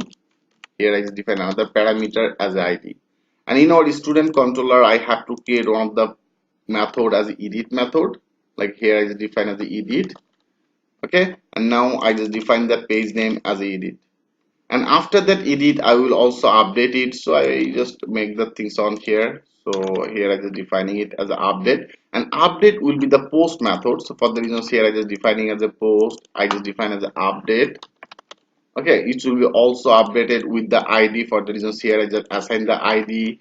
And in our student controller, I have to create one of the update method. So here I just define that update and I just name it as a update. Perfect. And now I want to do, first of all, I want to actually assign that edit in our this route. Like here, I created that in our home page. I put some of the link. Okay, so here I just added that route on particular that position with the ID. So for doing this here, I just defining as a route, and route here I just define that route name as edit, and here I just define that edit, and it should be edit with the ID, because here you can say just defining there is the edit, and after that edit they have one of the ID. That means this ID, if you go to that positions, like you can see there is actually one of the ID. So it will be updated by the ID. For the reasons I have to do, I have to assign that ID in our this link. Like if you go here in our home, there is edit, and after that I want to update that ID with this ID. So here I already assigned that ID as the student ID, and this ID is now visible in our page. Like here you can see there is actually one ID, two ID, three ID. So for now I just define that ID on particular that position. Okay, so here I just define that ID, and now if you click on the save all, then you'll be well understand about it. Like I just click on the save all, and now I just want to refresh it. And now if you put your cursor on particular that position, here you can see it's now showing as a block, and then the edit and the one ID, and then there is a two ID, and also there is a three ID. I hope you can well understand about it. So now if you click on the edit, then it should be redirected to the another page as the edit page.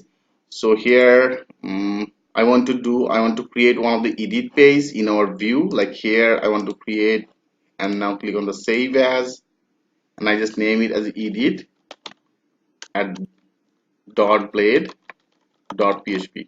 Okay, so now I just save it, and as I told you, our edit page will be just like our, that is actually create page. Okay, it should be just like our create page, and I will customize it. Like here if you go to our create page, so that is our create. So for now I just copy whole things. Okay, I just copy whole things from here, and now I want to add the things in our edit blade.php page. And here first of all I want to visible all that our data in this field area with the value. So before doing this, I have to find out that a specific ID data. So here if you go to our route, I already created one of the controller, that is the edit method. So now I have to create this edit method in our student controller. Like go to the our controller, student controller, and here I want to create that method like as a public, and then function and the edit method.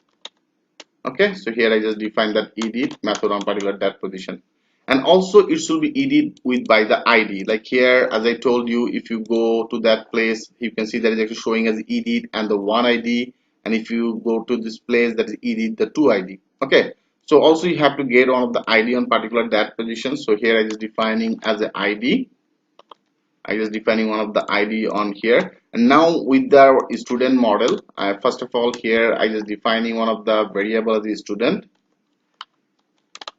And now with our student model, I want to find out a specific some of the IDs. So here I just define that student model, and now I want to add the find. Okay, find this ID. So here I just defining one of the ID on particular that position.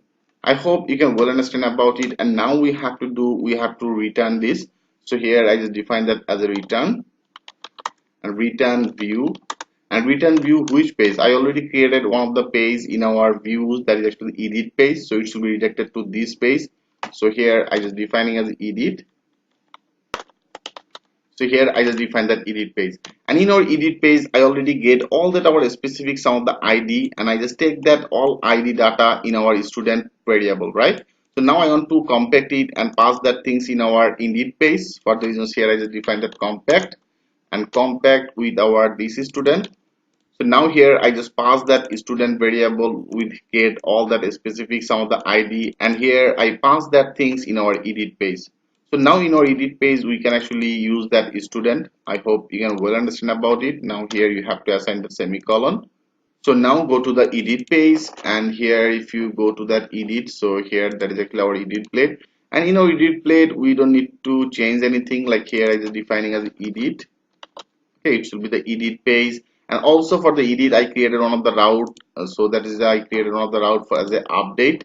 like there is our update route. Okay, so I will do that work later. Right now I just want to actually update it. Like here I just defining as a route update, and that is also the post method. For the reasons here I just defining as a post method. So now that's, and also I added the CSRF field on particular that position, and here you have to define that value. As I told you, first of all I want to visible all the data, so here I just defining the value, and here value will be our, I just get all the things with this student, like I just passed it from here with that student. Okay, I just passed that things with this student. So now with this student I can actually iterate all that, display all the data on here. Like here I just defining as a with this student, and here I just defining our database field name. So our database field name on in our database, that is actually the first underscore name and the last underscore name. So I just defining as a first underscore name, so I just defining it, so it should be visible on here. So that is actually the value, and now better I just copy it. I just copied. Now I also have to add the things on here. There is another one, and that is also another one. So for now there is a value, so there should be our last name. So I just defining our database field name as a last name, and also this one is the email, and also another one that is actually the value, so this value will be the phone. Okay, so that means our database field name. So I hope you can well understand about it, what exactly the things I did on particular that position. So here I only want to visible that data with that student, because in our student controller, in our edit method, I already get our specific some of the ID, and here I just pass that ID and compact that things in our edit page. For the reasons in our edit page I can use that student variable, right? Like for the reasons here you can see I just use with the student, I just define that name. So now let's check this out. I just click on the save all, and now if you refresh that page, like I just refresh it, now I want to edit it. Like if you click on the edit, here it's showing as a route update. I didn't actually add any ID. I understand what exactly the things I did wrong. Like here you can see I just defined one of the route as an update.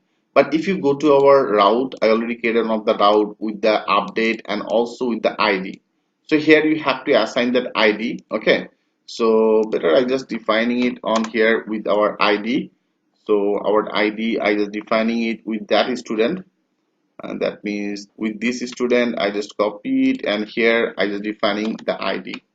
So first of all here I just defining that ID, and then our route. So perfect. Now let's check this out again. I just click on the save all, and now go back and refresh it again. Now I want to edit. Yes, now you can see there is actually edit, and after that edit they have one of the ID. Like here if you go to our controller, that means the student controller, that is the edit method, and in our edit method here you can see in our with this model, that means the student model, I find out a specific some of the ID data. So for the reasons, there is one data is now visible on here. There is a Kazi, Aryan, kazi@gmail.com, and also phone number. And now if you go here, now I just click on edit. So now there is edit data is 2. And here you can see there is only the 2 ID specific data is now visible on here. For the reasons, I just defining that conditions that find a specific some of the ID data, and here I just compact it, and I just pass that things in our edit page.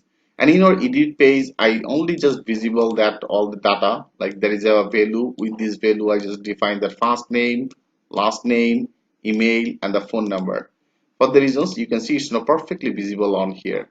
Like there is our another one, that is a jack. Now click on the edit, only the jack data is now visible on here.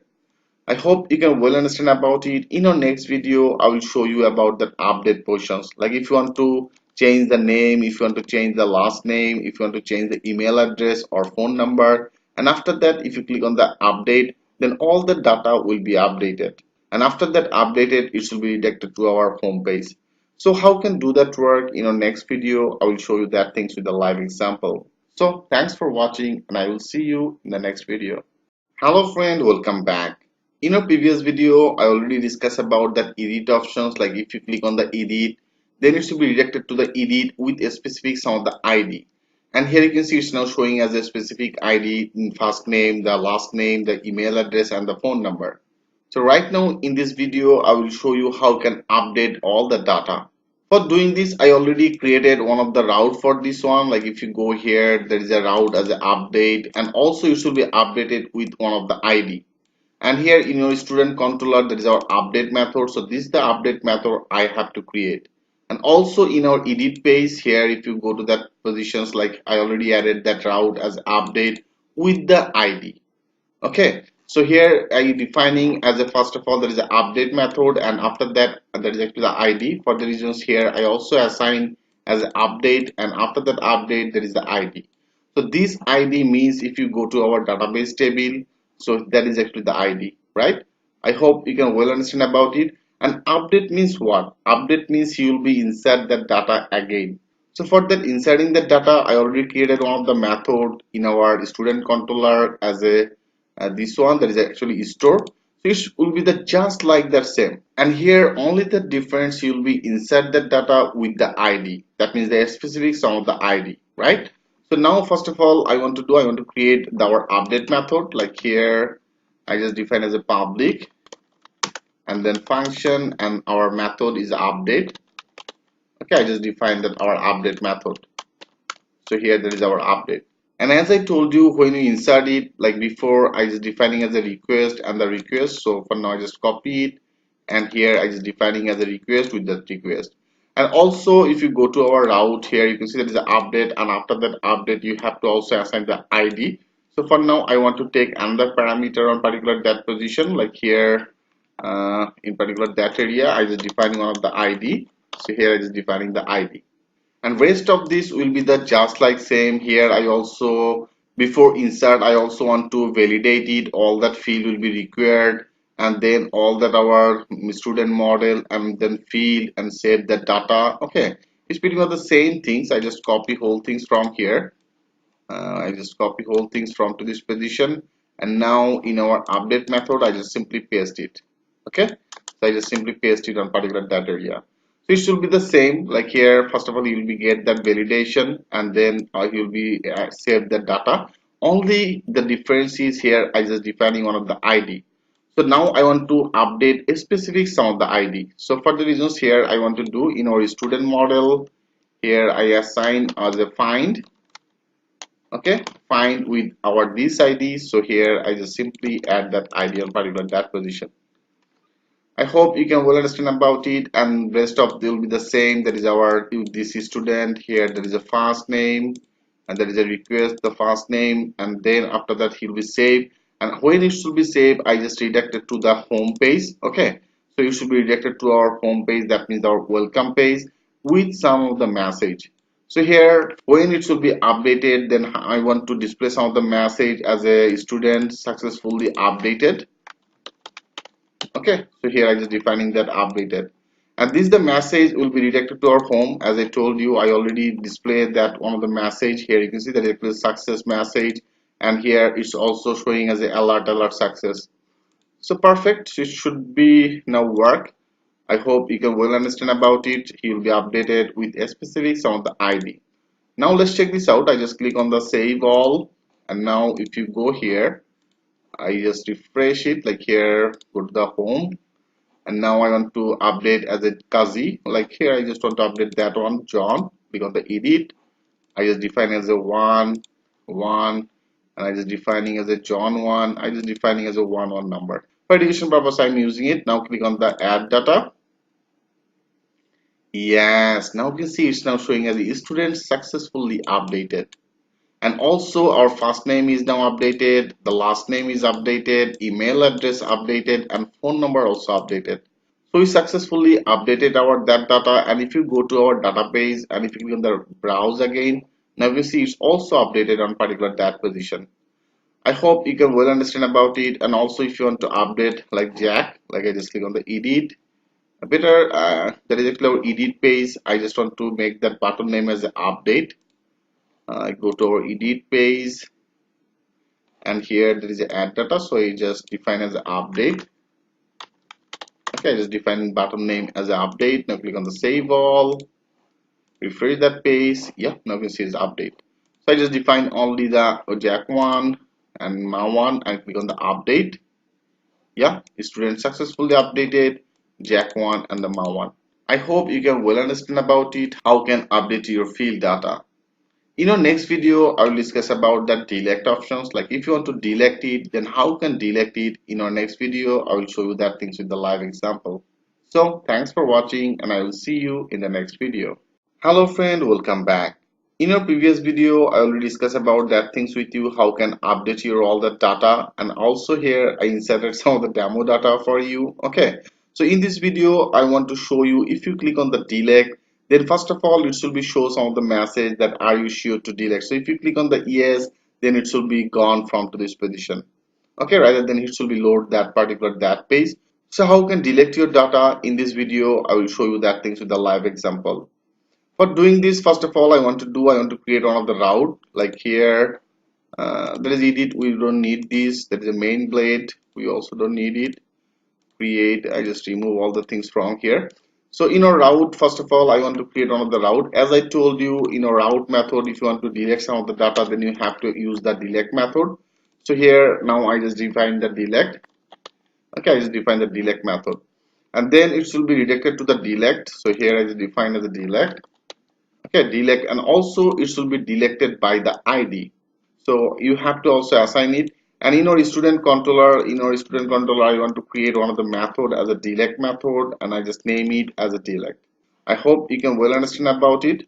And now in our student controller we have to create this delete method. So now go to our student controller, and here I want to create another method like as a public, and then function, and then the method. Okay, there is a delete method. Also, as I told you, we have to delete it with by the id. So for the reasons you have to get that id, so here I just define that id. And here, as I told you, it should be deleted that data by the id. For the reasons, first of all, here I just define our student model, and in our student model here I just define on the find, and find some of the specific id. So that is actually our id. So here I just define that id on particular that position, and then I just want to delete it. So here I just define one of the Laravel method as a delete method. So here I just define the delete method on particular that position, and after the delete it should be redirected to our like here I want to do after the delete it should be redirected to our home page. Okay, I already discussed about that things with you. Here I just define that returned, and return and redirect to our home, that means in our home page, welcome page, with some of the id. Like that is actually the success message. So right now I want to do that is actually the student successfully updated. So now I just define as a student delete successfully. Okay, delete successfully, this type of message it should be visible. And now I have to work in our welcome page, that means here. So here I added one of the buttons. So now go to that place, like there is our welcome plate, and here that is actually the page. Okay, so that is actually the header for the delete data. So here I just define one of the icon. So first of all, here you have to define one things. Like here I want to take one of the form for this one, like I just define as a form. Okay, I just define one of the form, and into the form here first of all I just define one of the method, and I just define as a post method, and for the post method I also want to define one of the id.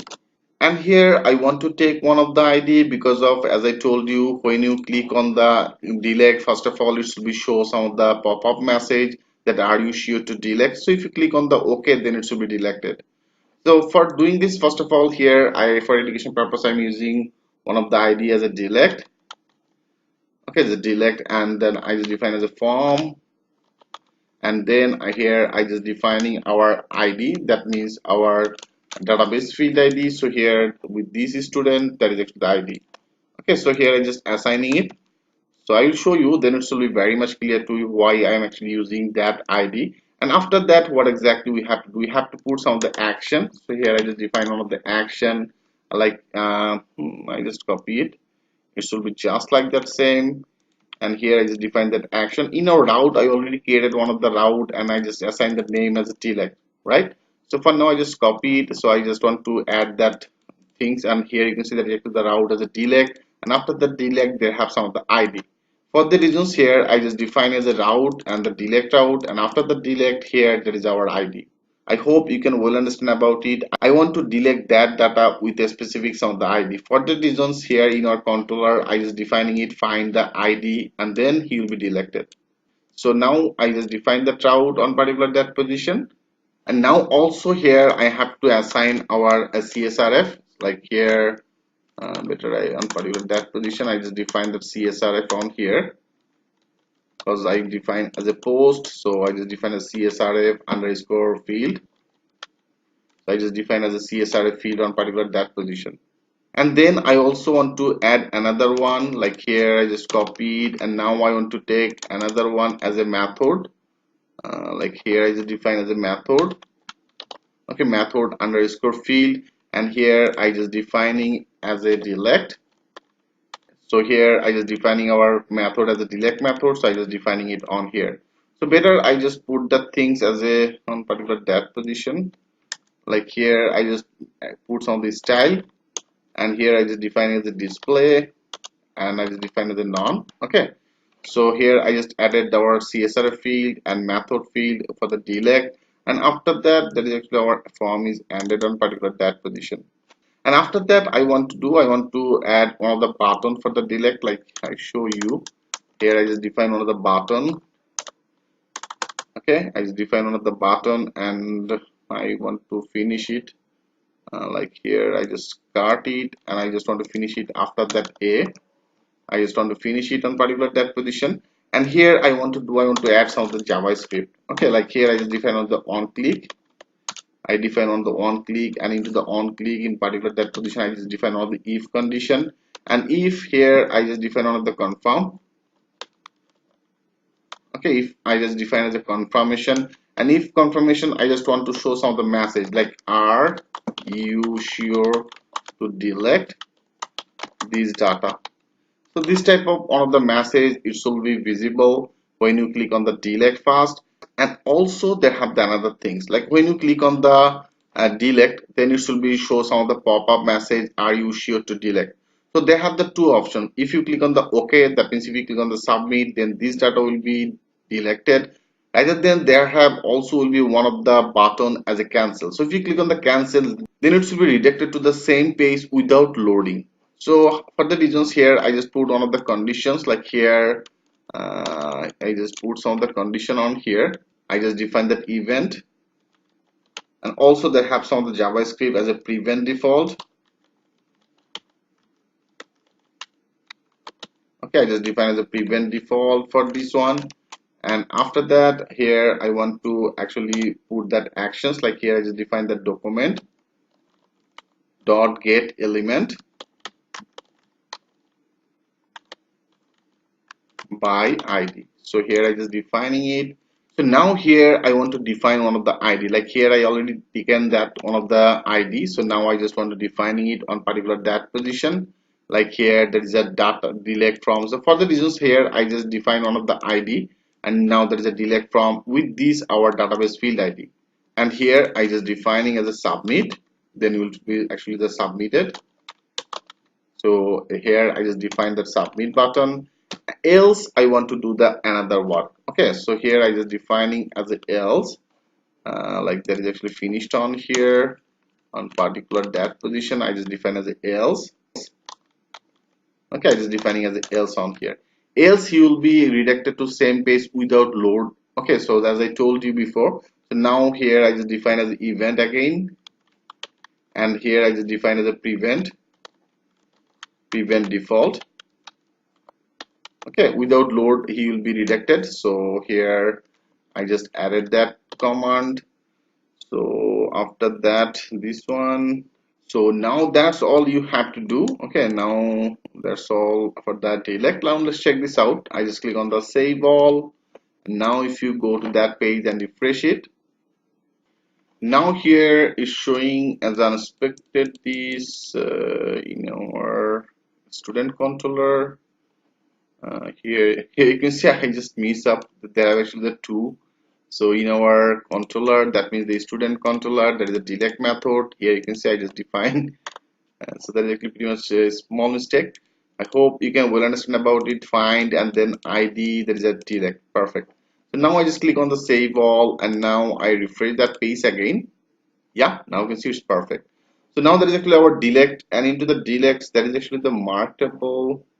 Let's check this out. If you go to the place here, there is actually the A class. Okay, better I just remove it. I don't need this because here I started that things from here. That is actually the one of the A.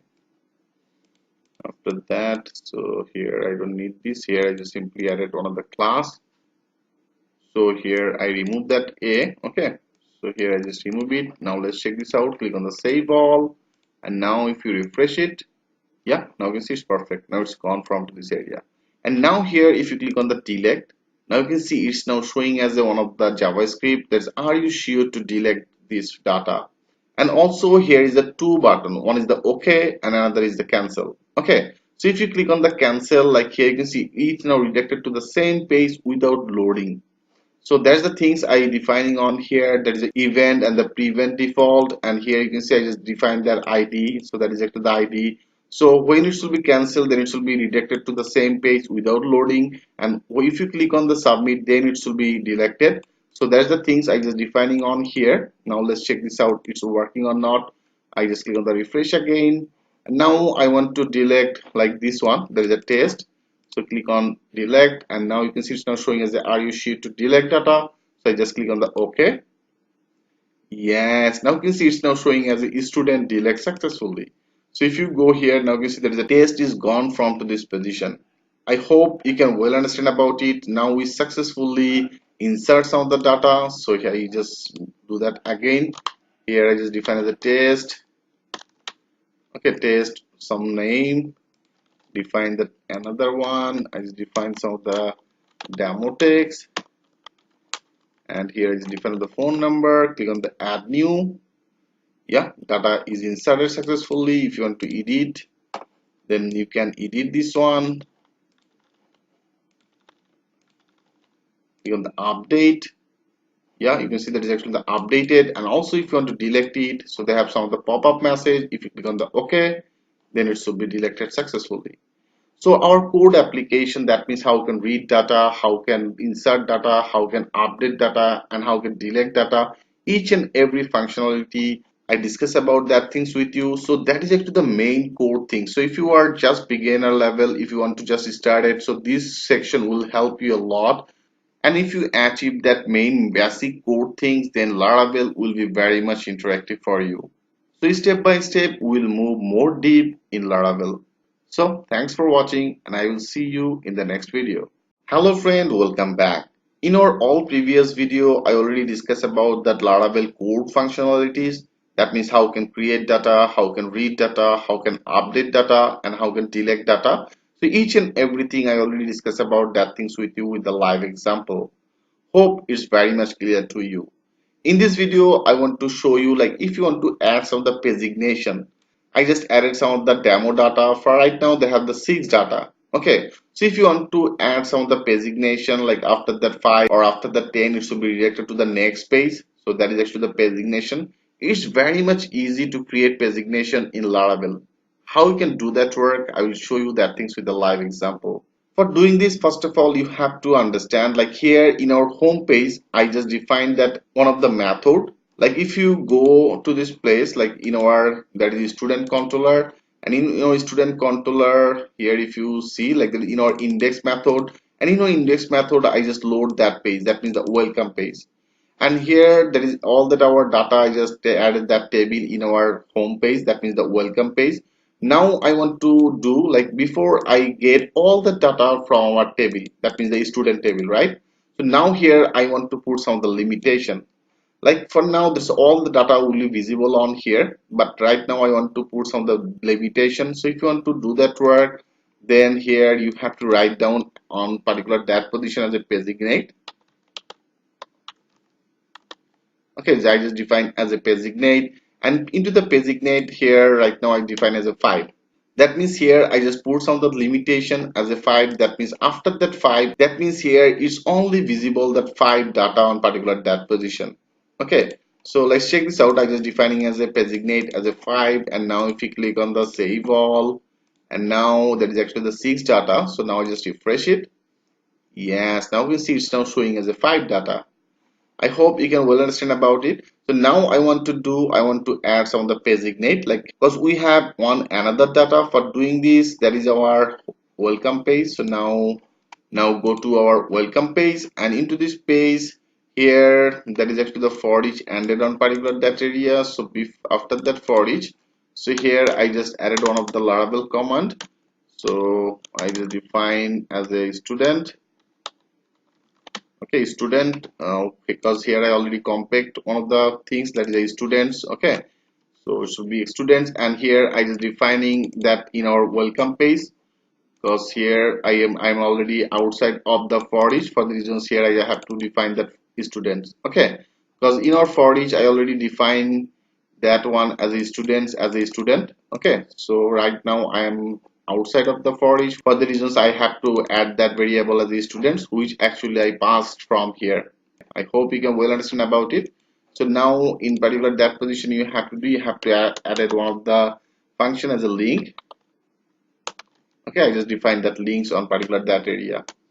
So that's all you have to do for showing the designation. Like click on the save all, and now if you refresh that page, like here I just refresh it. Yes, now we see there is actually one, that is a 2 page. So if you click on the 2, so they have another data is a 6 number data is now visible on particular that position. I hope you can well understand about it, how much easily you can add that designation in Laravel. So now it's perfectly working on here.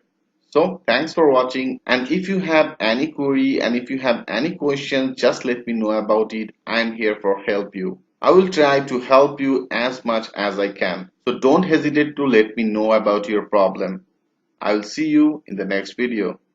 Hello friend, welcome back. In this section, I will discuss about Laravel default authentication system. Like how can install Laravel, how can create database and configure it, how can set up default authentication for the login and register page, how can set up reset password, and also how can add another field for the change password. So step by step, each and everything I will show you with a live example. So let's start it with how can you install Laravel in your local host. I will create this project in our local host, and for the local host I am using the XAMPP. First of all you have to run the Apache and the MySQL. I already ran two of these. In our previous section I already discussed about that things with you. When you install that XAMPP, you will get one of the folder in your C drive where actually you install it. Like if you go to that positions, like there is a C drive, and when you install that XAMPP you will get this type of one of the folder. So now you have to open it, and then you have to go to the htdocs. And htdocs is the main root directory of your local host. So I will create this project on particular that position. First of all, here I want to create one of the folder for our project, and here I name it as a Laravel. Okay, or I just name it as a Lara. And into the Lara, in particular that folder, I want to install that Laravel. And if you go to that Laravel official website, and if you go to that documentation, and into the documentation here you can see that the latest version is Laravel 6. So I will create this project with using that Laravel 6, then it will be very much helpful to you. And also they have some of the system requirements. And here you can see there is a PHP version should be equal or greater than the 7.2. So if you, when you install that XAMPP, if you go to that localhost, you will get that PHP info. So if you click on here, that is actually 7.3.7. In your previous section, I already discussed about that things with you, how can update your localhost PHP version. So right now I am using the PHP version 7.3. That means it's now capable to install Laravel, right? So now I want to install it, and if you go here, if you want to install it through the composer, you can install it. Okay, so right now I want to install it through the composer, then it will be very much easy. So how can install Laravel 6 with using the composer, I will show you. For doing this, first of all, here you have to go to the getcomposer.org, and here there is option for the download, and into the download they have also some of the command line installation. Okay, so you have to actually run that command. Before run it, you have to find out that cmd, like that is actually our directory. So in particular that folder I want to install it, so here you have to write down as a cmd, And now here you can see it's now redirected to the main path. That is the XAMPP, the htdocs as the main directory, and into the directory I created one of the folder for the Lara. Okay, so in particular that position I want to install that composer first. So now I want to do that is actually the command line installation. So for now I just copy whole things from here, and now I want to paste on particular that position. So now here you can see it's now installing that composer, and make that sure you are connected with the internet. And also they have option for the unlink. So if you click on the unlink, then this composer setup.php will be gone from here. So right now I want to unlink it, and if you now click on the enter, then it should be gone. You can see it's now gone from here. So on particular that position, now I want to install that Laravel. So I already installed that our composer, and when you install that Laravel with via the composer, then they have some of the command lines. So right now I just copy it and now go to that position, and here I paste it. So that is actually the composer create project, and project is Laravel block. So this block is means your project name. So if you want to change it, you can change it from here. Like here I just name it as a L auth. Okay, so this type of one of the folder I want to create, and in particular that position I will create our project. So he will create one of the folder in particular that position as a auth. Okay, L auth. So now I just click on the enter. So it will loaded all the requirements files for installing that Laravel. So you have to wait for it and make that sure you are connected with the internet, because he will download all that file through the internet. So it may take little time. When it will be done, then I will come back again. Here you can see it's downloading all the resources one by one from the internet, and also he created one of the folder as a lauth. So that is the name I just defining for our project. So as I told you, make that sure you are connected with the internet. So when it will be completely done, then I will come back again. Our Laravel installation is successfully done. So here he get all the necessary file. You can see that I load all the necessary file on particular that position. And now if you want to access it, like here, if you go to that positions, right now we don't need this. Now I go to that local host, and after that I created one of the folder as a Lara, and then I just create another name folder as a L. What it is? I created another folder as a L auth, and now click on the enter, and here you can see redirected to all that file. So here you have to go to that public, like if you go to the public, and here you can see Laravel installation is successfully done on here. I hope you can well understand about it, and if you also want to remove that public, you can also do that work. It's pretty much simple process. You have to go to the server, and particular that position I just copy it, and here I just paste it. And now first of all here you have to rename it as index.php. Okay, I just name it, and then you have to go to the public, and in our public here there is one of the htxs. So now I just copy that htxs file. Now go back, and this root directory, that means our project root directory, here you have to paste it. So I just simply paste it on particular that position. And now if you remove that public, like here I don't want to use that public, and if you click on the enter, yes, now you can see our project is perfectly loaded in our main directory, that means lauth. I hope you can well understand about it. So there is actually totally fresh Laravel 6. I install it on particular that position.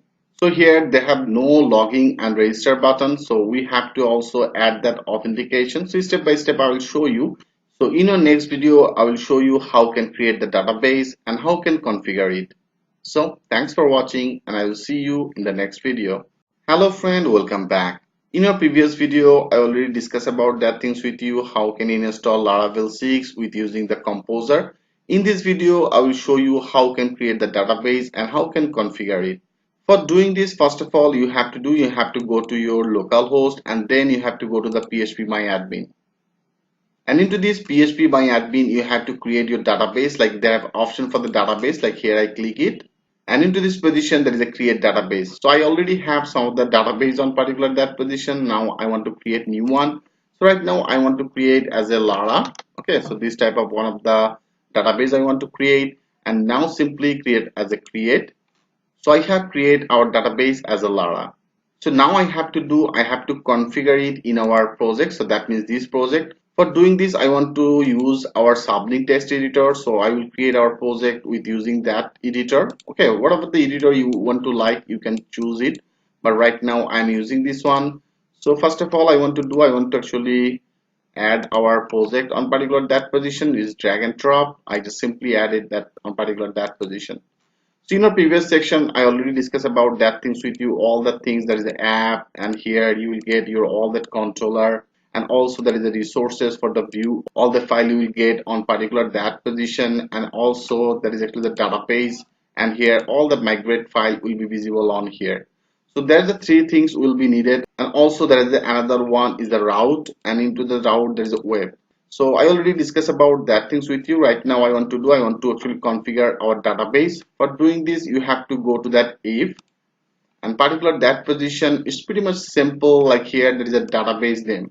So I already created one of the database on particular that area as a Lara. Okay, so for now I just copy it, and here I simply paste on particular that position.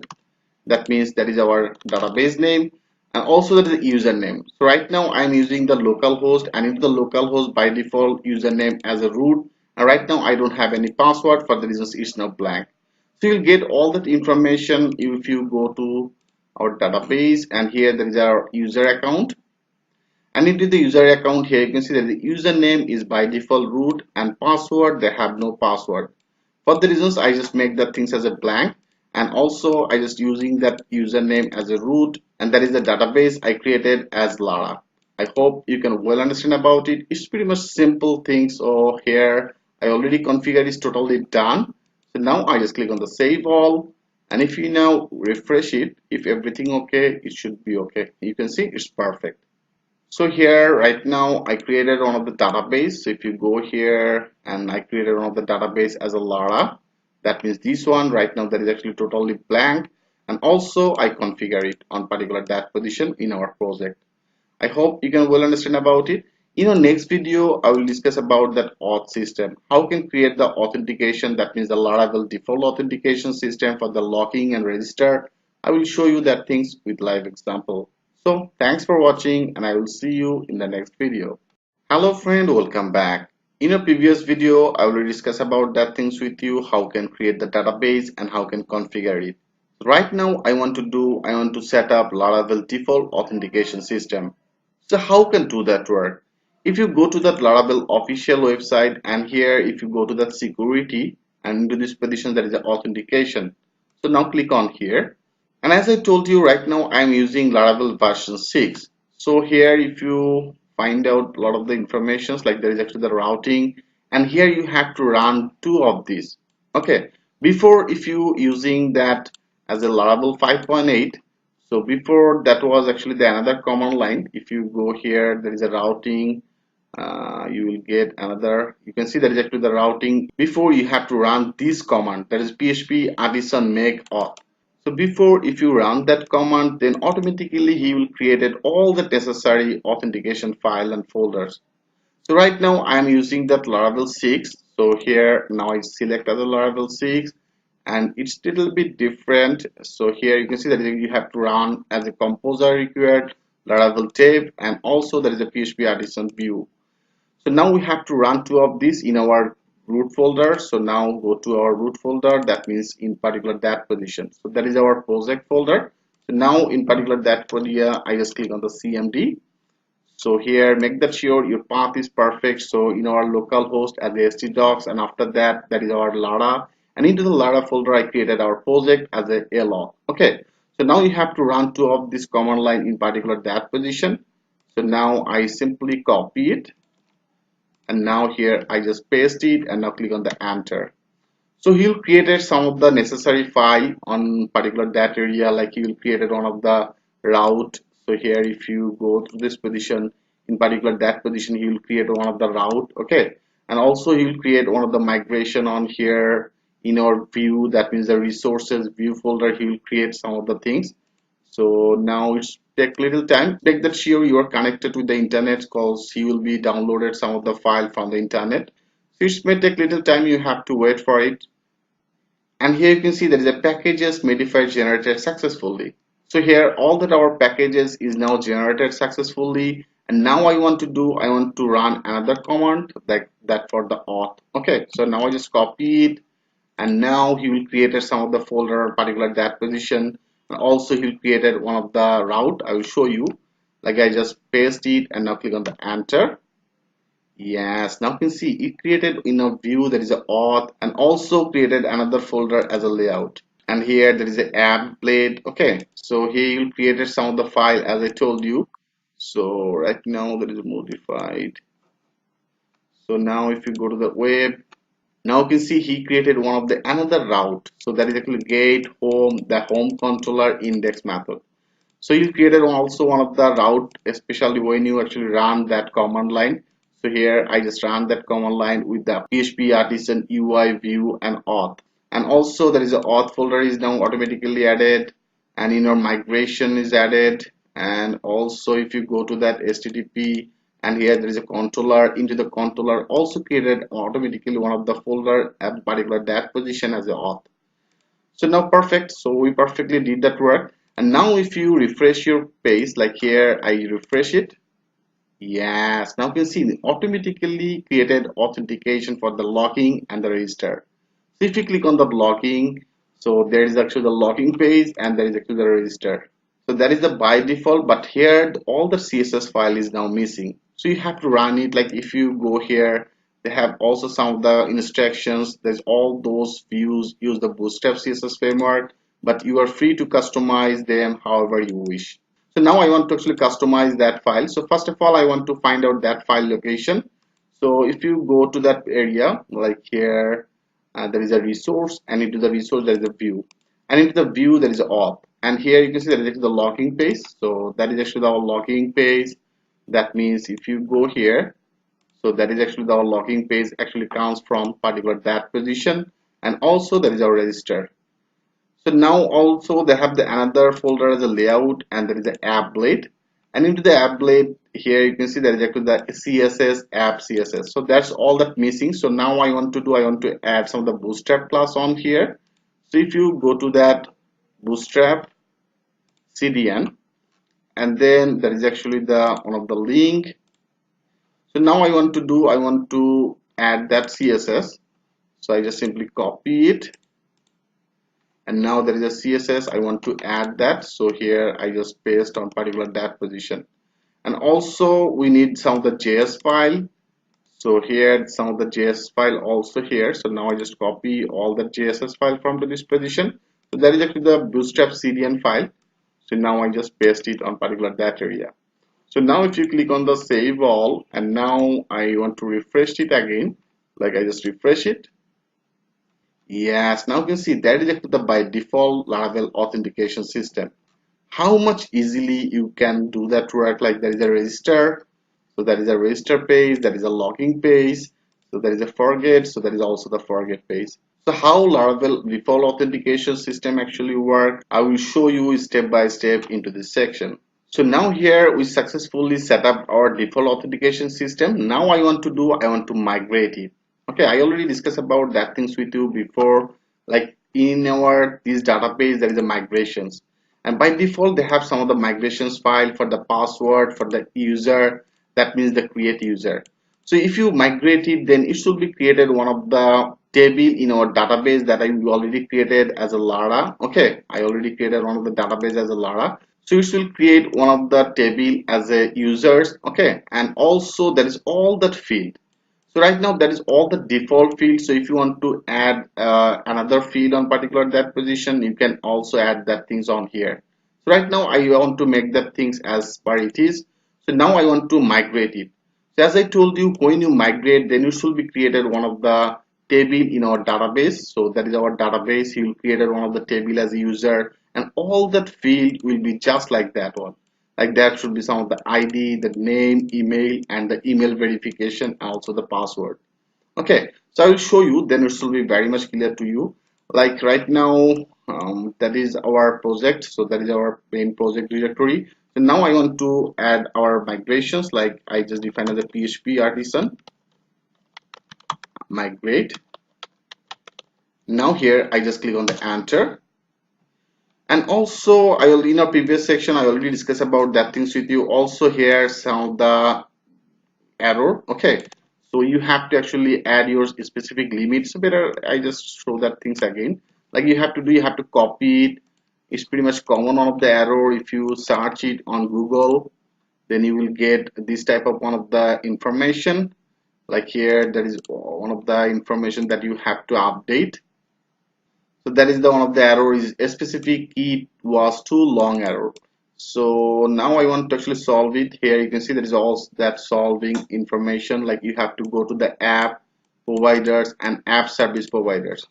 So now I want to go on particular that area. Like you have to go to the app and then actually the providers, and there is the app service providers.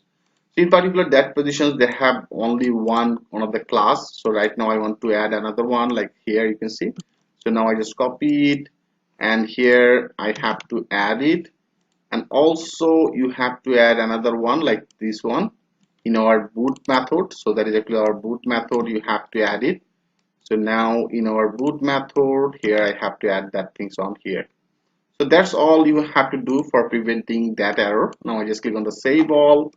And when you already migrate, like here I already migrate, so some of the file is already created successfully. Okay, so now we have to remove it. Like if you go to our database and now if you click on the structure, now you see automatically created the users and the migrate.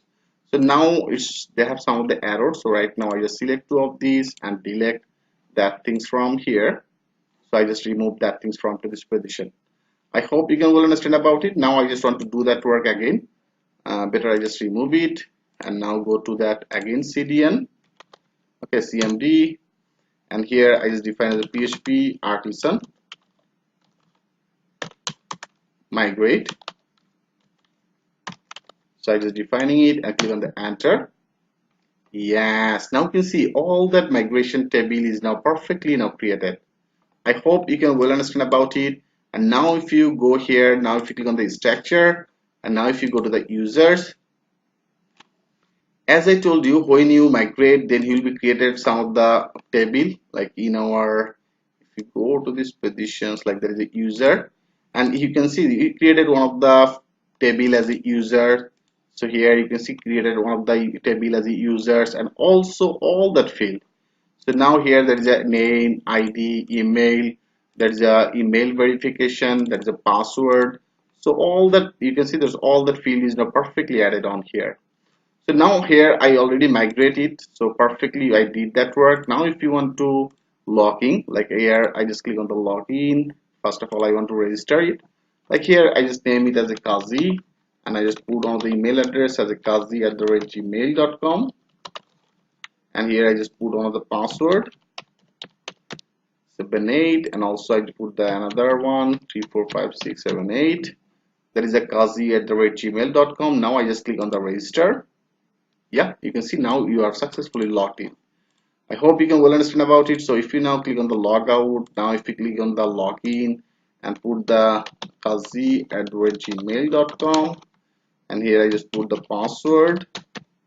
Now click on the login. Yeah, perfectly is now working. And also if you go to the database, now if you click on the browse, so I already registered in particular that position as a name Kazi, that is the email address, the email verification. So I will do that work later. And also he created one of the hash password on particular that position, and that is actually number token. So it's now perfect. I hope you can well understand about it. So here they have some of the error. So if you search it, you can get that resources from here. I hope it's very much easy to you right now. And also I added some of the bootstrap CDN. Perfect. Okay. So our logging authentication is now perfectly working, and also I inserted the data in our database. So I hope you can well understand about it, how you can set up the default authentication system in Laravel 6. In our next video, I will discuss about password reset options. Like they have also one of the option for the forget your password. So how can actually reset that password? In our next video, I will show you that things with a live example. So thanks for watching, and I will see you in the next video. Hello friend, welcome back. In our previous video, I already discussed about that things with you, how you can create the Laravel default authentication system. And here now our login and register page is now perfectly visible on here.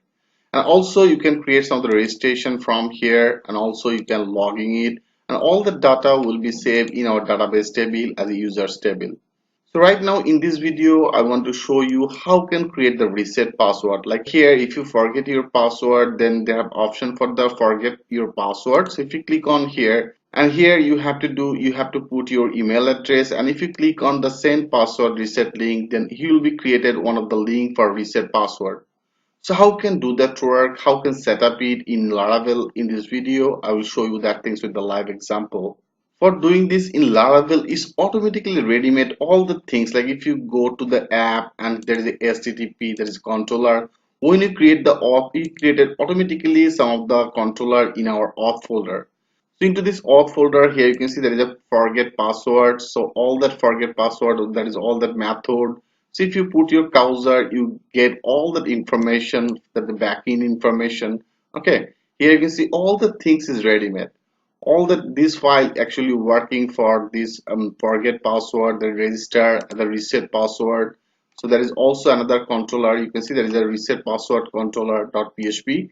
So if you put your, like, that is actually the one of the use the reset password. So here if you put your cursor, you can see there is a definition for the bundle Laravel framework, and there is a reset password.php actually working into the backend. Okay, if you click on here, it will be redirected to particular that page, and here you can see all the reset method, all the reset methods are broken actually working for this one. There's a password, there's all the rule is automatically added on here. So you don't need to do anything. All the things, like he'll be created on the hash password, there is a hash and the MAC. Okay, so all the things is now ready made on particular that area, so you don't need to do anything. So that's all that backend file actually working for this controller. Okay, so now I have to do, I have to actually just set up that file. For doing this better, I want to create one of the register with our some of the email address. Like that is actually not valid email address. Right now I want to create some of the temporary email address. Like if you go to the temp email, like they have the one of the website is a tampmail.org. So right now I just open it. So this site will give you one of the temporary email. Like here you can see there is one of the temporary valid email, and you can check your all that inbox on particular that position. So there is a temp and hyphen, that is mail.org. So right now I want to create one of the registration for the user with this email address. There is a valid email address for the temporary use. For education purpose, I'm using it. Like I just click on the register, and here I just name it as a Aryan. And now I just put that temporary valid email address as this one. I just put some of the password 78, and here I just define 1 2 3 4 5 6 7 8. So I hope you can well understand about it. Now with this email address, I just want to create one of the register for the Aryan. Now click on the register. Now here you can see I am now successfully logged in. So here there is a Aryan is visible. Now I am logging, and if you go to the database and if you click on the browse, now you can see there is actually name is Aryan and there is email. For educational purpose, I am using some of the temporary email on particular that area. So now I want to go here, and now I just click on the logout, and now I want to create as a login. Okay, so now here I just define our temporary email address which I already created, where I already registered with this email address. Okay, so now I just put the email address, and here I just put some of the inappropriate password, and if you click on the login, now you see it's now showing as a this credential not match. So now I want to actually forget that password. Like here I just forget it. So now I want to reset that password. Okay, now here option for the forget password. So now here if you put that email address, and here if you send it, then it should be redirected to some of the reset password link on particular that mail, on particular that area. Okay, so we have to actually configure it, we have to set up it. So how can do that work, I will show you. For doing this, it's pretty much easy. Then you have to go to your backend, and here you have to go to that if, like here, in particular that position. First of all, there is an app URL.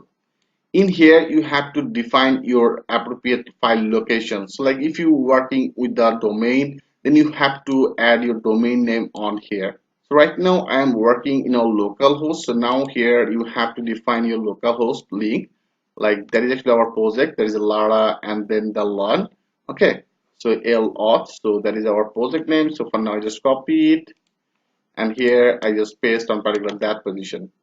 I hope you can well understand about it. And here I already define our database, our username, and the default password. They have no password right now. Okay. And now if you have to work in our this area, so like first of all, there is a drive, there is a mail driver. So here I have to add that as a SMTP. And now I want to also add the things with the Google.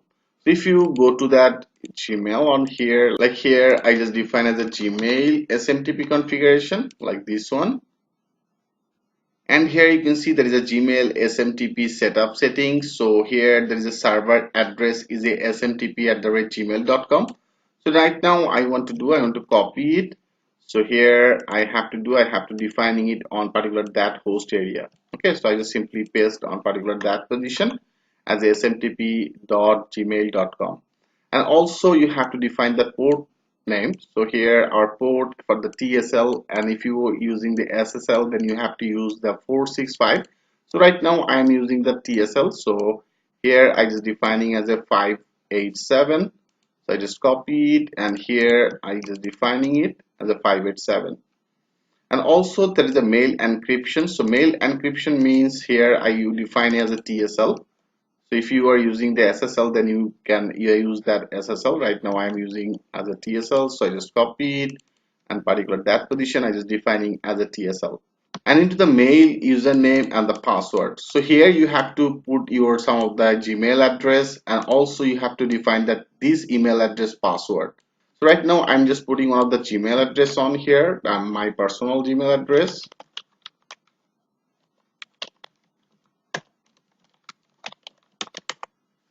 And also here I just put the password, that means this Gmail address password. And friends, that's all you have to do. It's very much easy, as I told you before. So now I just define all that our SMTP details on particular that position, and now I just simply click on the save all. So here I just click on the save all, and now I already created one of the temporary email address as this one, and I also created one of the registration with this email address like here. So now I just simply better I just do that things again, like here I just click on the login, forget password, and here I just put that password. And now if you click on the send password link, and here you can see it's now showing as we have email your password reset link to this email. So if you now go here, there is our temporary email, and particular that position here you can see that is actually the Aryan Go boss. So now if you open it, so now here you can see Laravel by default send you some of the reset password URL. So here if you click on here, now it's redirected to our author and the password, and then the reset. Okay, there is a reset, and also with some of the token.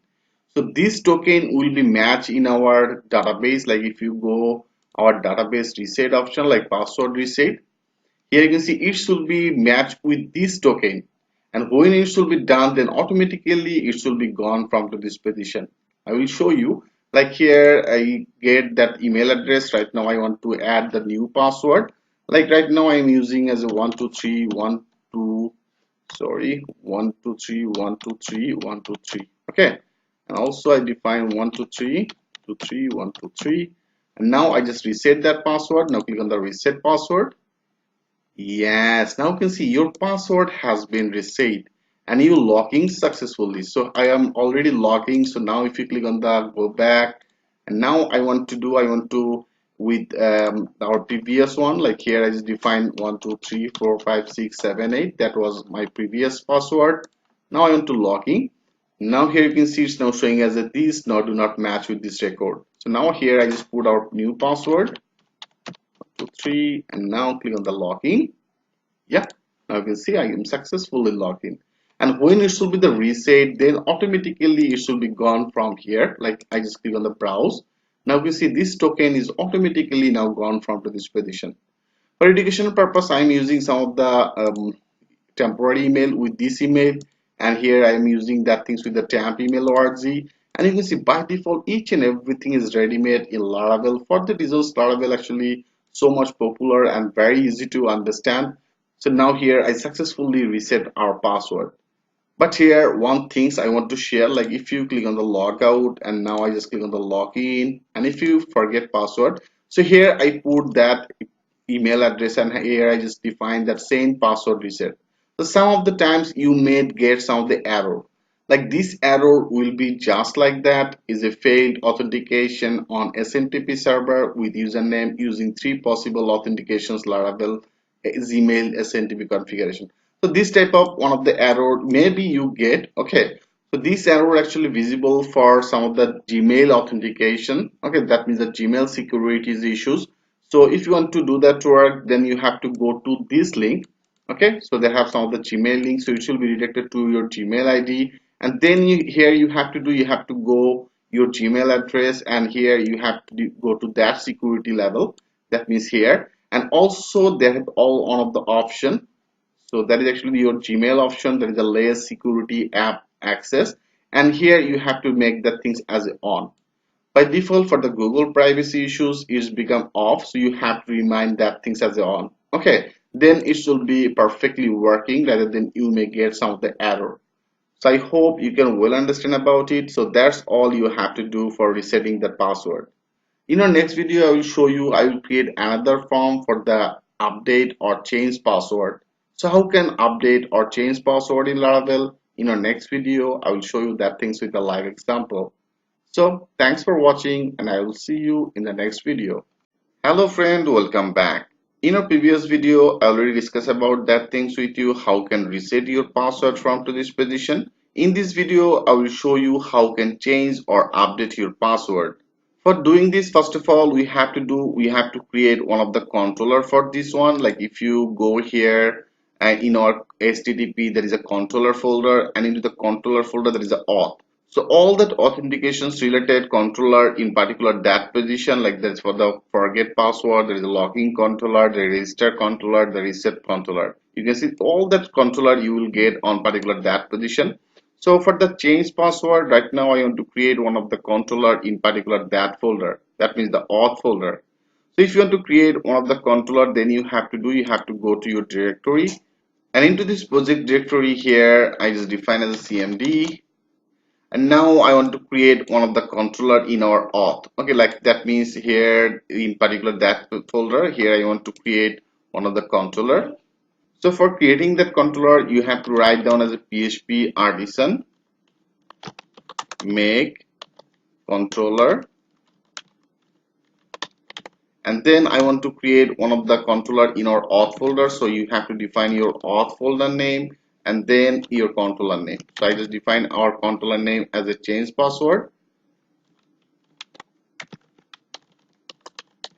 and then I just define that controller. So here there is a PHP artisan make controller and then the auth folder, and into the auth folder he will be created one of the controller as a change password controller. So now I just click on the enter, and now here you can see there is a controller created successfully, and in our auth here there is our controller I just created. So here I have created that controller as a change password controller. I hope you can well understand about it. And now I want to create one of the route for the change password. So if you want to create the route, then you have to go to your routes, and there is a web.php. In particular that position, now I want to first of all load some of the page for the reset password. That means for the change password field. So first of all I want to load some of the change password page, and then I will update it. So first of all here I just define that our route URL. So here I just name it as a change password and then the password. Okay, so this type of on the route I want to create, and now our controller name. So in our that is our change password controller, and here I is defining it, and into the change password controller I want to create one of the method as an index method, and for this route I just name it as a page as a password change dot change. Okay, so this type of name I just defining it on particular that position. So here what exactly the things I want to do. First of all, I want to load some of the page, and where I will match our old password and then I will put our new password. That means here after that I want to update this password, right? So we have to insert that password newly again. So for doing this better, I just want to create another route. So here I just defining that route name, and when you insert it, then you have to define as a post. So here I just define our route as a post route. That means the post method. Okay, and then our URL will be the same. And in our change password controller, I want to create one of the method. So here I just defining one of the method for the update, like as a change password. And for this change password, I just define that name as a password update. Okay, I just define the password update. And also here we have to change one things, like there is a controller I just created in our auth folder. So you have to define your auth folder on particular that position. So here I just define as a auth, and then our controller name, and after that, that is our method. So that is also on same place. So here I just defining our auth folder name, and then our controller name, and then the method. So I'll create that things later. First of all, I want to create this method, that means the index method in our change password controller. So now go to that position, and here I want to create one of the method as a public function, and here I just define our index method on particular that position. Okay, I hope you can well understand about it. And in particular index method, first of all, I want to load one of the page. Like if you go to our view, like here, that is our view page. In our view, there is a auth, and there is a password folder. In password, here I want to create one of the page for the change password. Like here, I just created a new file, and now I just click on the save as, and here I just name it as a change dot blade dot php. And this page will be like our, if you go to our register, so that type of field will be needed. So for better, I just copy all the things from our register page. I already discussed about that things with you. If you go to the auth folder, here there is our register page, all that code that's for our logging page code. So right now I just copy all the things from our register page. Okay, so I just copy all the things from here, and now in our change blade, here I just paste it. So laterally I will customize it as per our demand. Okay, so right now I want to load that page. So here I already created one of the route as a change password in our auth change controller. That means our change password controller, that is the index method.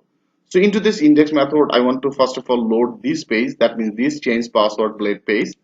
So here I just simply added the return, and then I just define as a view, and here you have to define that URL. That means this URL in our auth folder, then the password folders, and then that is our page. So here I just defining it as a auth, that means the auth folder. After that, there is a passwords. Okay, I just defining as a passwords, and then our file name as a change. So I just defining it as a change. So first of all, I want to load it. Okay, so here I just defining it. Now let's check this out. I just click on the save all, and now our route is this one. So I just copy it, and now if you go here, now let's check this out. It's perfectly working or not. Better I just go to our main directory, and here I just defining as a change password, and now click on the enter. Yes, now you can see our change password is now perfectly loaded. And also I want to do another work, like if you click on the login, and here right now I already insert some of the data. So there is actually email address. So here I just define that email address, and I just put the password 123 and now click on the login, and here right now I'm logging. And I also want to add another button on particular that position for the change password. So if you want to do that work, you have to go to your page, like here there is our view and the auth, and there is a layouts, and here there is a applet. Into the applet you get that things on here, like that is actually the logging and the register. Here is the logout, so that is actually one of the buttons. So right now I want to create another button on particular that position. So here I just defining as a okay, I just defining one of the a href, and in particular that area I just want to create one of the page name as a change password. Okay, I just defining as a change password, and here I also want to define one of the route for this one. Like here I just define the route as a first of all you have to define the double second bracket, and particular that position I just define that route. Okay, I just define that route, and here I just define that route for this one as a, I already created one of the method that is actually the change password, that is a password change. Okay, so it should be redirected to particular that position, that means the index method. So here I just name that route as a password change. So for the reasons here I just define that name, so I just copy that password change, and here in our route area I just simply paste on particular that position. And also I want to define one of the class, like here I just define one of the bootstrap class as a drop down item. Okay, drop down, and then I just define as an item here, that is actually one of the bootstrap class. And here I just define the href, and I just put that route, I just created that route as a password change, and here there is a change password. Perfect. So now if you click on the save all, and now if you refresh that page, and here if you put your cursor here, you can see there is actually another button is added on here, there is a change password. So if you click on the change password, it should be redirected to our change password URL. I hope you can well understand about it, how the things exactly work. So I just call that route name as a password change. Here I just defining as a password change, and into this position I define our controller in our index method, and into the index method I call our page, right? So here I just simply load our this change password page, that means the change page. So for the reasons it's now visible on here. I hope you can well understand about it. So now I want to customize that page. Right here I want to need one of the field as a old password, and email address we do not need it, and also I need another field for the password and the confirm password. So now first of all I want to go that page link, like here that is our change blade, and in particular that position here you can see that is actually for the email. So here there is one of the tab, so this tab is working for the email. So right now I just remove that things from here. Okay, so that is a password, and that the another password. So for the name I just want to change it, and here I just name it as the old password. Okay, I just define as a password, so I just defining as an old password for this one. So that will be the level, and that level means here it will be visible on particular that position. Okay, so I just defining as an old password on here, and that is our input type, and here I just define that name as an old password. Okay, I just define as an old password, and also that is a name, so in particular that position you have to also update it, like here the value, so we don't need this value, I just name that name. And then the error here I have to also define that as a old password. So then and name, there is a name, so value we don't need this value, so right now I just remove that things from here, and that is auto completed as a old password. And also there is a level for name, so I just replace it. Okay, so I just define that name as a old name, and here also I define that old password on here. There is a message, and here that is for the another field for the password will be needed, and also there is a confirm password. Perfect. And also there is a register, that means here there is a register button, so I just want to change it. I want to change it to as a update password. Okay, I just defining as an update password, and then there is actually our form, in particular that form, that means here that you can see that is actually on the post method. And into the post method also you have to define some of the actions, like when you inserted it, then what exactly it should be take some of the action. And for the reasons I already created one of the route here, you can see I created one of the route as a auth and change password controller. There is a change password method we have to create in our this controller area, and also here I just define that name as a password update for this one, that means this route. I hope you can well understand about it, and you can see that is actually the post method. So for the reasons here I just defining as a post method, and in our action I just define our route name. So our route name as a password update, so I just simply updated that things on here. And also here I just defining as a CSRF, so he'll be inserted all the data. So now perfect. Now let's check this out. I just click on the save all, and if you now refresh it, like I just refresh it, yes, now you can see there is an old password, there is a password, there is a confirm password. So here I want to do that type of work, like there is an old password. So right now I'm already logged in with our this user, that means the REN, and here there is email address, and also they have some of the password.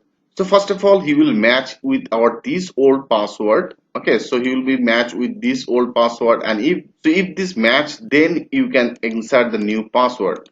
So that's the things I want to do.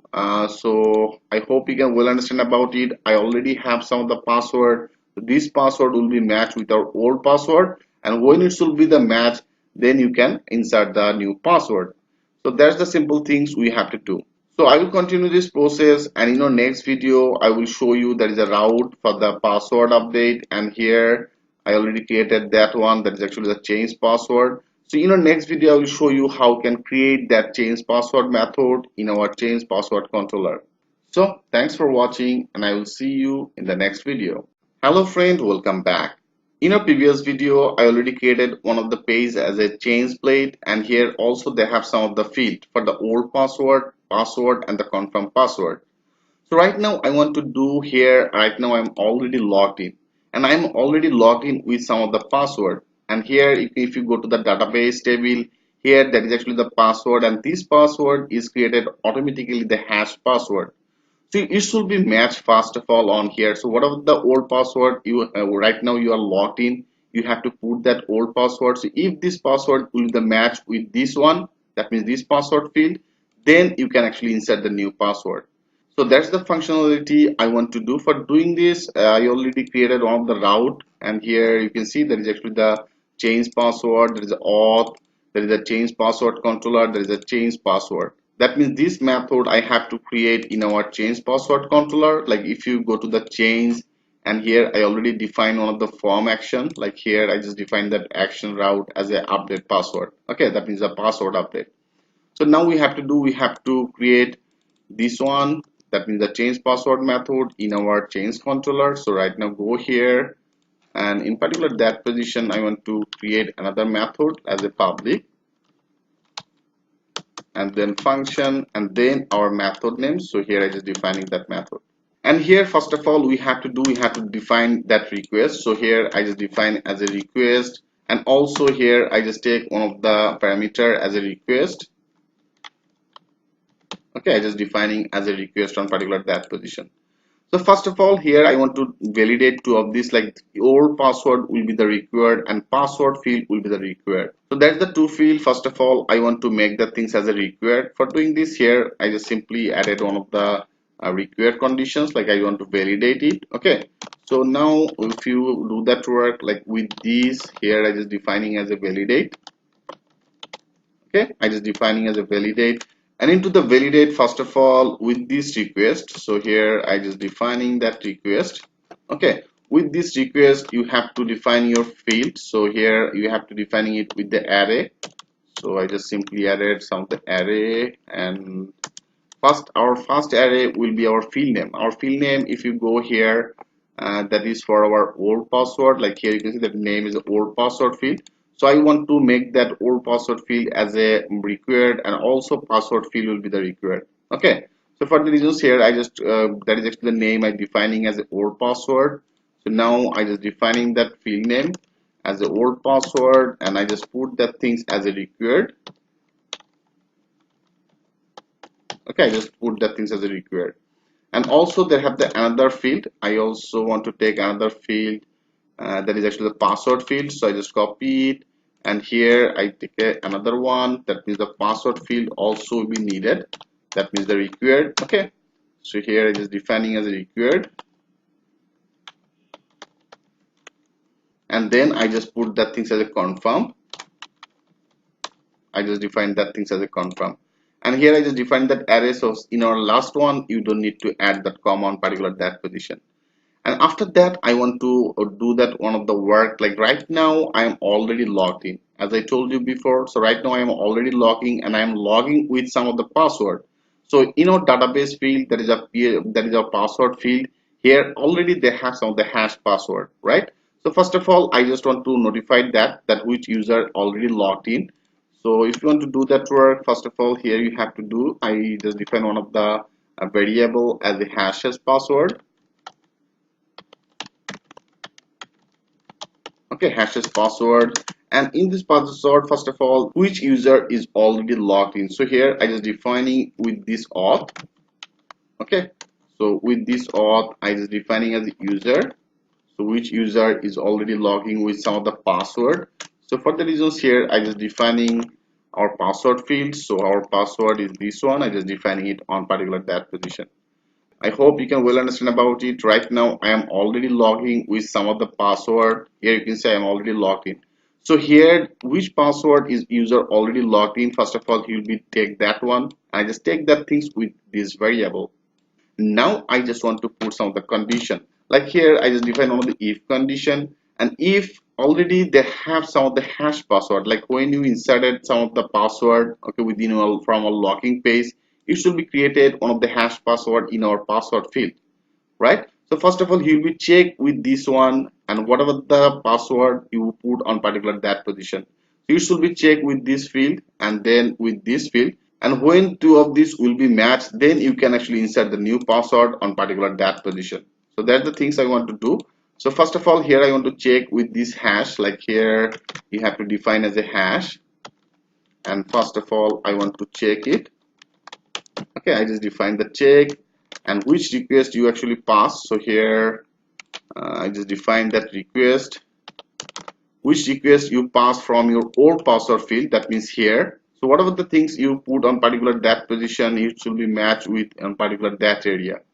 Okay, so here I want to do that work. So here I just define that request our old password from our old password field. So here I just defining it, and also it should be matched with our current user, right? And then for the current user I take that variable. So I just copy it. So first of all, here with this hash password, he'll be checked if our old password request will be matched with our existing user password, then it should be insert the data into the database field, right? So for now I want to do that work. For the reasons here, I just take another variable as the user, and here I defining as a user model. Okay, user model, he will be find, so he'll be find our auth ID. So here I just defining as a auth, and then our auth ID. Okay, so which user actually already logged in. So here he'll be matched with two of these on here, and after that I want to add our password field. That means here then this password will be saved again in our database password field area, right? So now go to that position, like here with our user, and here now in our password field I just defining it as a password, and now this password will be inserted in our database table, that means in our password area again. And when it should be inserted, I want to make that things as a hash password. That means it should be automatically created one of the hash password on particular that position. For the reasons I just defining as a hash, you will be make one of the hash passwords. So I just defining as a make, and here I just defining that password, which password you just requested. Okay, like with this request, whatever the field you pass that things from here. Okay, so for the reasons I just defining as a request and our password, that means this password. So I just defining as a password. I hope it should be very much clear to you what exactly the things I want to do. So after that, find out the ID. First of all, it should be matched with our old password. Then the current user will be able to change the another password. And this password field will be also inserted in our database with the hash password. So here I just defining it on particular that position. And after that, I want to save it. So here with that user, I want to save it. That means save our new password. And here one things, like when this data will be inserted, okay, like when if you put the old appropriate old password, the password and the confirm password, and if you click on the update, when it should be updated, then I want to make that user as a logout. Okay, so automatically he will be log out when the new password will be entered. For the reasons here I just defining as the auth, and here I just simply added the logout. Okay, I just simply added the logout function on here, and when this data will be inserted, then I want to return it. So here I just defined as a returned. Okay, returned, and then I want to redirect. redirect. I want to, he'll be redirected to the our another route. Okay, that means he will be redirected to our logging page again. So I just defining as a route, and here I just defining it should be redirected to our logging page. So I just defining as the logging page. And also if you want to show some of the message, so I already discussed about that things with you with some message. So here I just defining some of the message as a, I just take one of the variable as a success. Okay, success message. So with some of the message, so I just defining which message you want to visible. Like when this password will be changed, then I want to show some of the message as a password. Password is changed successfully. Okay, so this type of message I want to display. So it should be displayed in our logging page with, I just define some of the success message. With some of the success message will be redirected. Okay, for this here I just define that with function. And after that, if you want to add some of the conditions, like that is actually our this one. Okay, so it's actually finishing on particular that position. So after that, here I want to add on the else condition. Else what exactly you will be do. Okay, I just define the another else, and here that is actually for our method. So better I just put that things on here. That is one. Okay, perfect. So into the else here, he will be redirected to the another page. Like here, I just better copy it, and here I just defining as a return and redirect to our back page. So here I just define the route. Okay, redirect, and here I just define as the back. So right now I don't need this. So he'll be go to the back and with some of the error message. So here I just defining as the error. Okay, so I have to also visible that all that message, so I will show you that things later. And now he'll be display some of the error message as a current password is invalid. Okay, so this type of a message rather than he'll be do. So when this password will be changed, then it should be show some of the with some of the message as a this message. Else here I just put another condition, he'll be redirected to our back, and into the back he'll be redirected to, so with some of the error message as a current password is invalid. And here also one things we have to load, like here you can see I just call it as a auth, here I call it our user model, and also here I call it as a hash.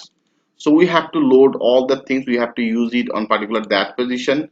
So first of all, here I just define our use, and here I just define as an app, and if the app here I just defining as a user model. So here I just first of all load our user model on particular that position, and also I have to add our auth, that means the auth and the hash. So we have to also call it on particular that area.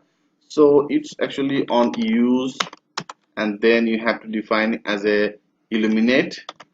Better I just defining it. Okay, like I just copy it, and here is defining it illuminate, and after that you have to go to the support, and then here you have to defining as a fades. Okay, fades, and after that fades, then you have to define as a auth, that means this auth you have to defining it on here. Okay, and also I want to define the our hash, so hash will be the same place. So now that is another one is a hash, so I just define that our hash on particular that position. So that's all you have to do. I hope you can well understand about it, what exactly the things I did on particular that position. So if you have any query, just let me know about it. I will answer it again to you. Okay, so I'll continue this process, and in the next video I will show you how you can display your all that message, like when it should be inserted, then it should be show some of the success message. So how can do that work? In the next video I will show you that things with a live example. So thanks for watching, and I will see you in the next video. Hello friend, welcome back. In a previous video, I already discussed about that things with you. Here I created one of the method as a change password method, and particular that position I just defining the required field, and also you'll be checked with our old password, then it will be saved with the new password.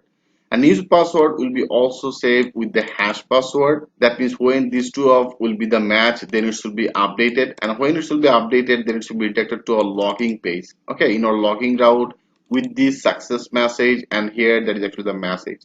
And else when it should be not matched with our old password, then also I defining as a else, and else you should be redirected to on particular that position. And here one things like you can see I just make that things as a name field to the old password. So you have to make that as a password type. Like here if you go to that change password, and here that is actually the our field name, so that is a type. So right now there is a type as a text type, for the reasons it's now visible like that way. So I just define that type as a password, so I just defining as a password. Click on the save all, and now if you refresh it, and now if you change it, yeah, you can see now it's actually password type. So now in this video, first of all, I want to show that our this message, that means the success message and also the error message. An error message will be directed to our back, and back means our change password, that means this page. Okay, so it will be directed to on particular that position. So here first of all I want to display some of the error message. Okay, like here that is our change password on particular that area. Like here I is defining that message on particular that position. Okay, I is defining it on here. So I already added some of the alert. I already discussed about that things with you. If you go to the MD bootstrap, here you will get some of the things. Like here if you go to that components, and here there is alerts, and into the alert here, like that is for the error, I want to choose this one. So that is 1 2 3 4. That means here 1 2 3 4, that means this div. Okay, so for now I want to display that things on here. So first of all here we have to add our get our this error message, that means this one. So here you can do that work with using the if conditions. Like here is defining as a if, and I just simply and if. Okay, and that if condition, and particular that area, first of all I just defining with the session. Like here I just defining as a session, and in particular this session I want to add our ID. That means here I just define that, that means this one as a error message. So I just defining that error message on here, and into the particular position I want to display it. So for now I just copy that div for the alert, so I just paste it, and particular that position I want to defining it that with the session. Okay, so here I just defining it with this one session, and here I just defining the session with our error message. That means here there is the error message. So I just simply paste that particular that position.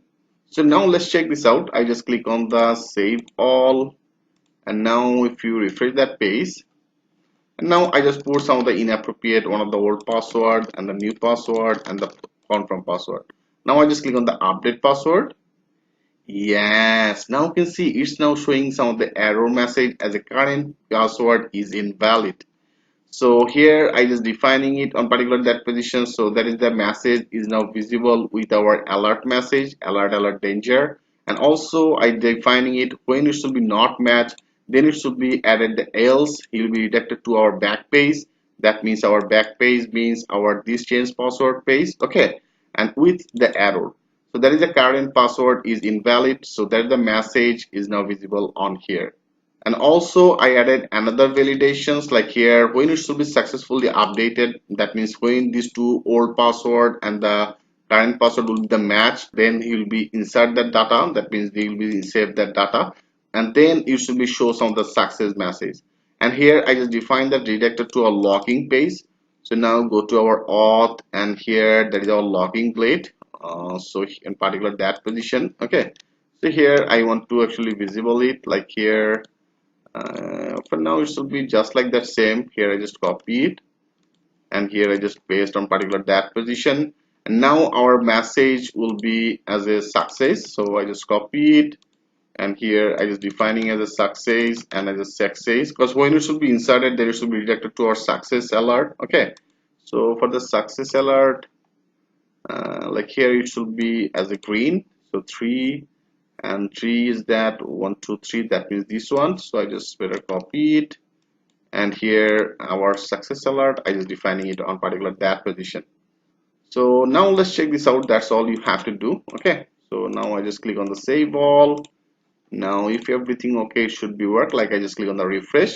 So right now I'm already logging, and now our login is a Aryan, and that is our email address, and I just defining the password as a 123 123 123. Okay, like here I just defining as 123 123 123. So now I put some of the conditions. If this will be matched with our current user login password, then it will be able to change the password. Okay, now I want to add the new password as a 123456789, and also I define 123456789. Now if everything okay should be work. Now I just click on the update password. Yes, now you can see that the password is changed successfully. And when this password is changed, automatically you can see I'm log out from to this position.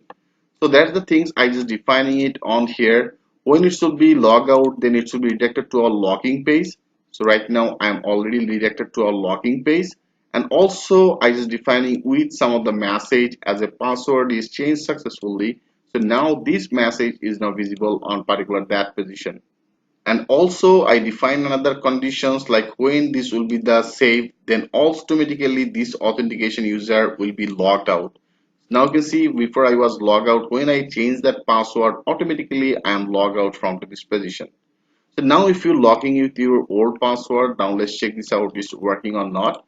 So now I just put as an email address, and here I just define the password 123 123 123. Okay, so that was my previous password. Now click on the login. Yes, now you can see it's now showing as a do not match with the record. So now I just put our new password that I changed. So here I just defining as a 123456789. Click on the login. Yeah, now you can see it's perfect. Now I'm already logged in. I hope you can well understand about it. It's perfectly now working on particular that position. So that's all you have to do for change that password functionalities. Now you can change it, you can update it with using this method. Okay. So it's pretty much easy. That's the reason I actually chose the Laravel. Laravel is very much easy. You can create this type of authentication very easily. So now you can see it's now perfectly now work on particular that area. So thanks for watching, and I will see you in the next video. Hello friend, welcome back. In a previous video, I already discussed about that things with you, how can change or update your password functionality from these positions. Like if you logged in and now if you go to the change password, and here one things I want to share with you, like here if you put your old password, that means right now I'm already logging with the one of the password I just said 123456789, and now I want to add the new password like as 12345 12345, and here I also defining it. Okay, I just defined the new password. Now click on the update password. So when it should be updated, now you see it's now redirected to a login page. But now if you click on the go back, now here you can see after that logout, you can access that change password page. So I am right now already logged out, but I can access that page. So you have to actually prevent it. So you can prevent it very easily in Laravel. Then you have to add some of the constructor for this one. Like go to your controller, there is a change password controller. On particular that position here, I want to define that with the public. Like here, I just define as a public, and then function, and after the function here I just define all these space and double underline, then the construct. So I just define the construct on particular that position. So with this construct here, you have to define your middleware for the authentication. Like I just defining as a with these. Okay, with these here I just defining our middleware, and into the middleware I just defining our auth. Okay, that means the auth folder I just defining as a some of the privilegization on particular that area. So now that's all you have to do. So here I just defining it on particular that area. So now if you click on the save all, and now if you refresh it, like here I just refresh that page. Yes, now you see it's now automatically redirected to you the login page. Right now you are not able to access the change password page when you log out. I hope you can well understand about it. So that's the things I defining on particular that position. So friend, that is very much basic Laravel default authentication system, how can work with this one. So if you have any query, If you face any problem or if you have any query, if you want to update that section, then let me know about it. I will create another video and add that video into the course section. So with your help, I want to make this course perfect for you.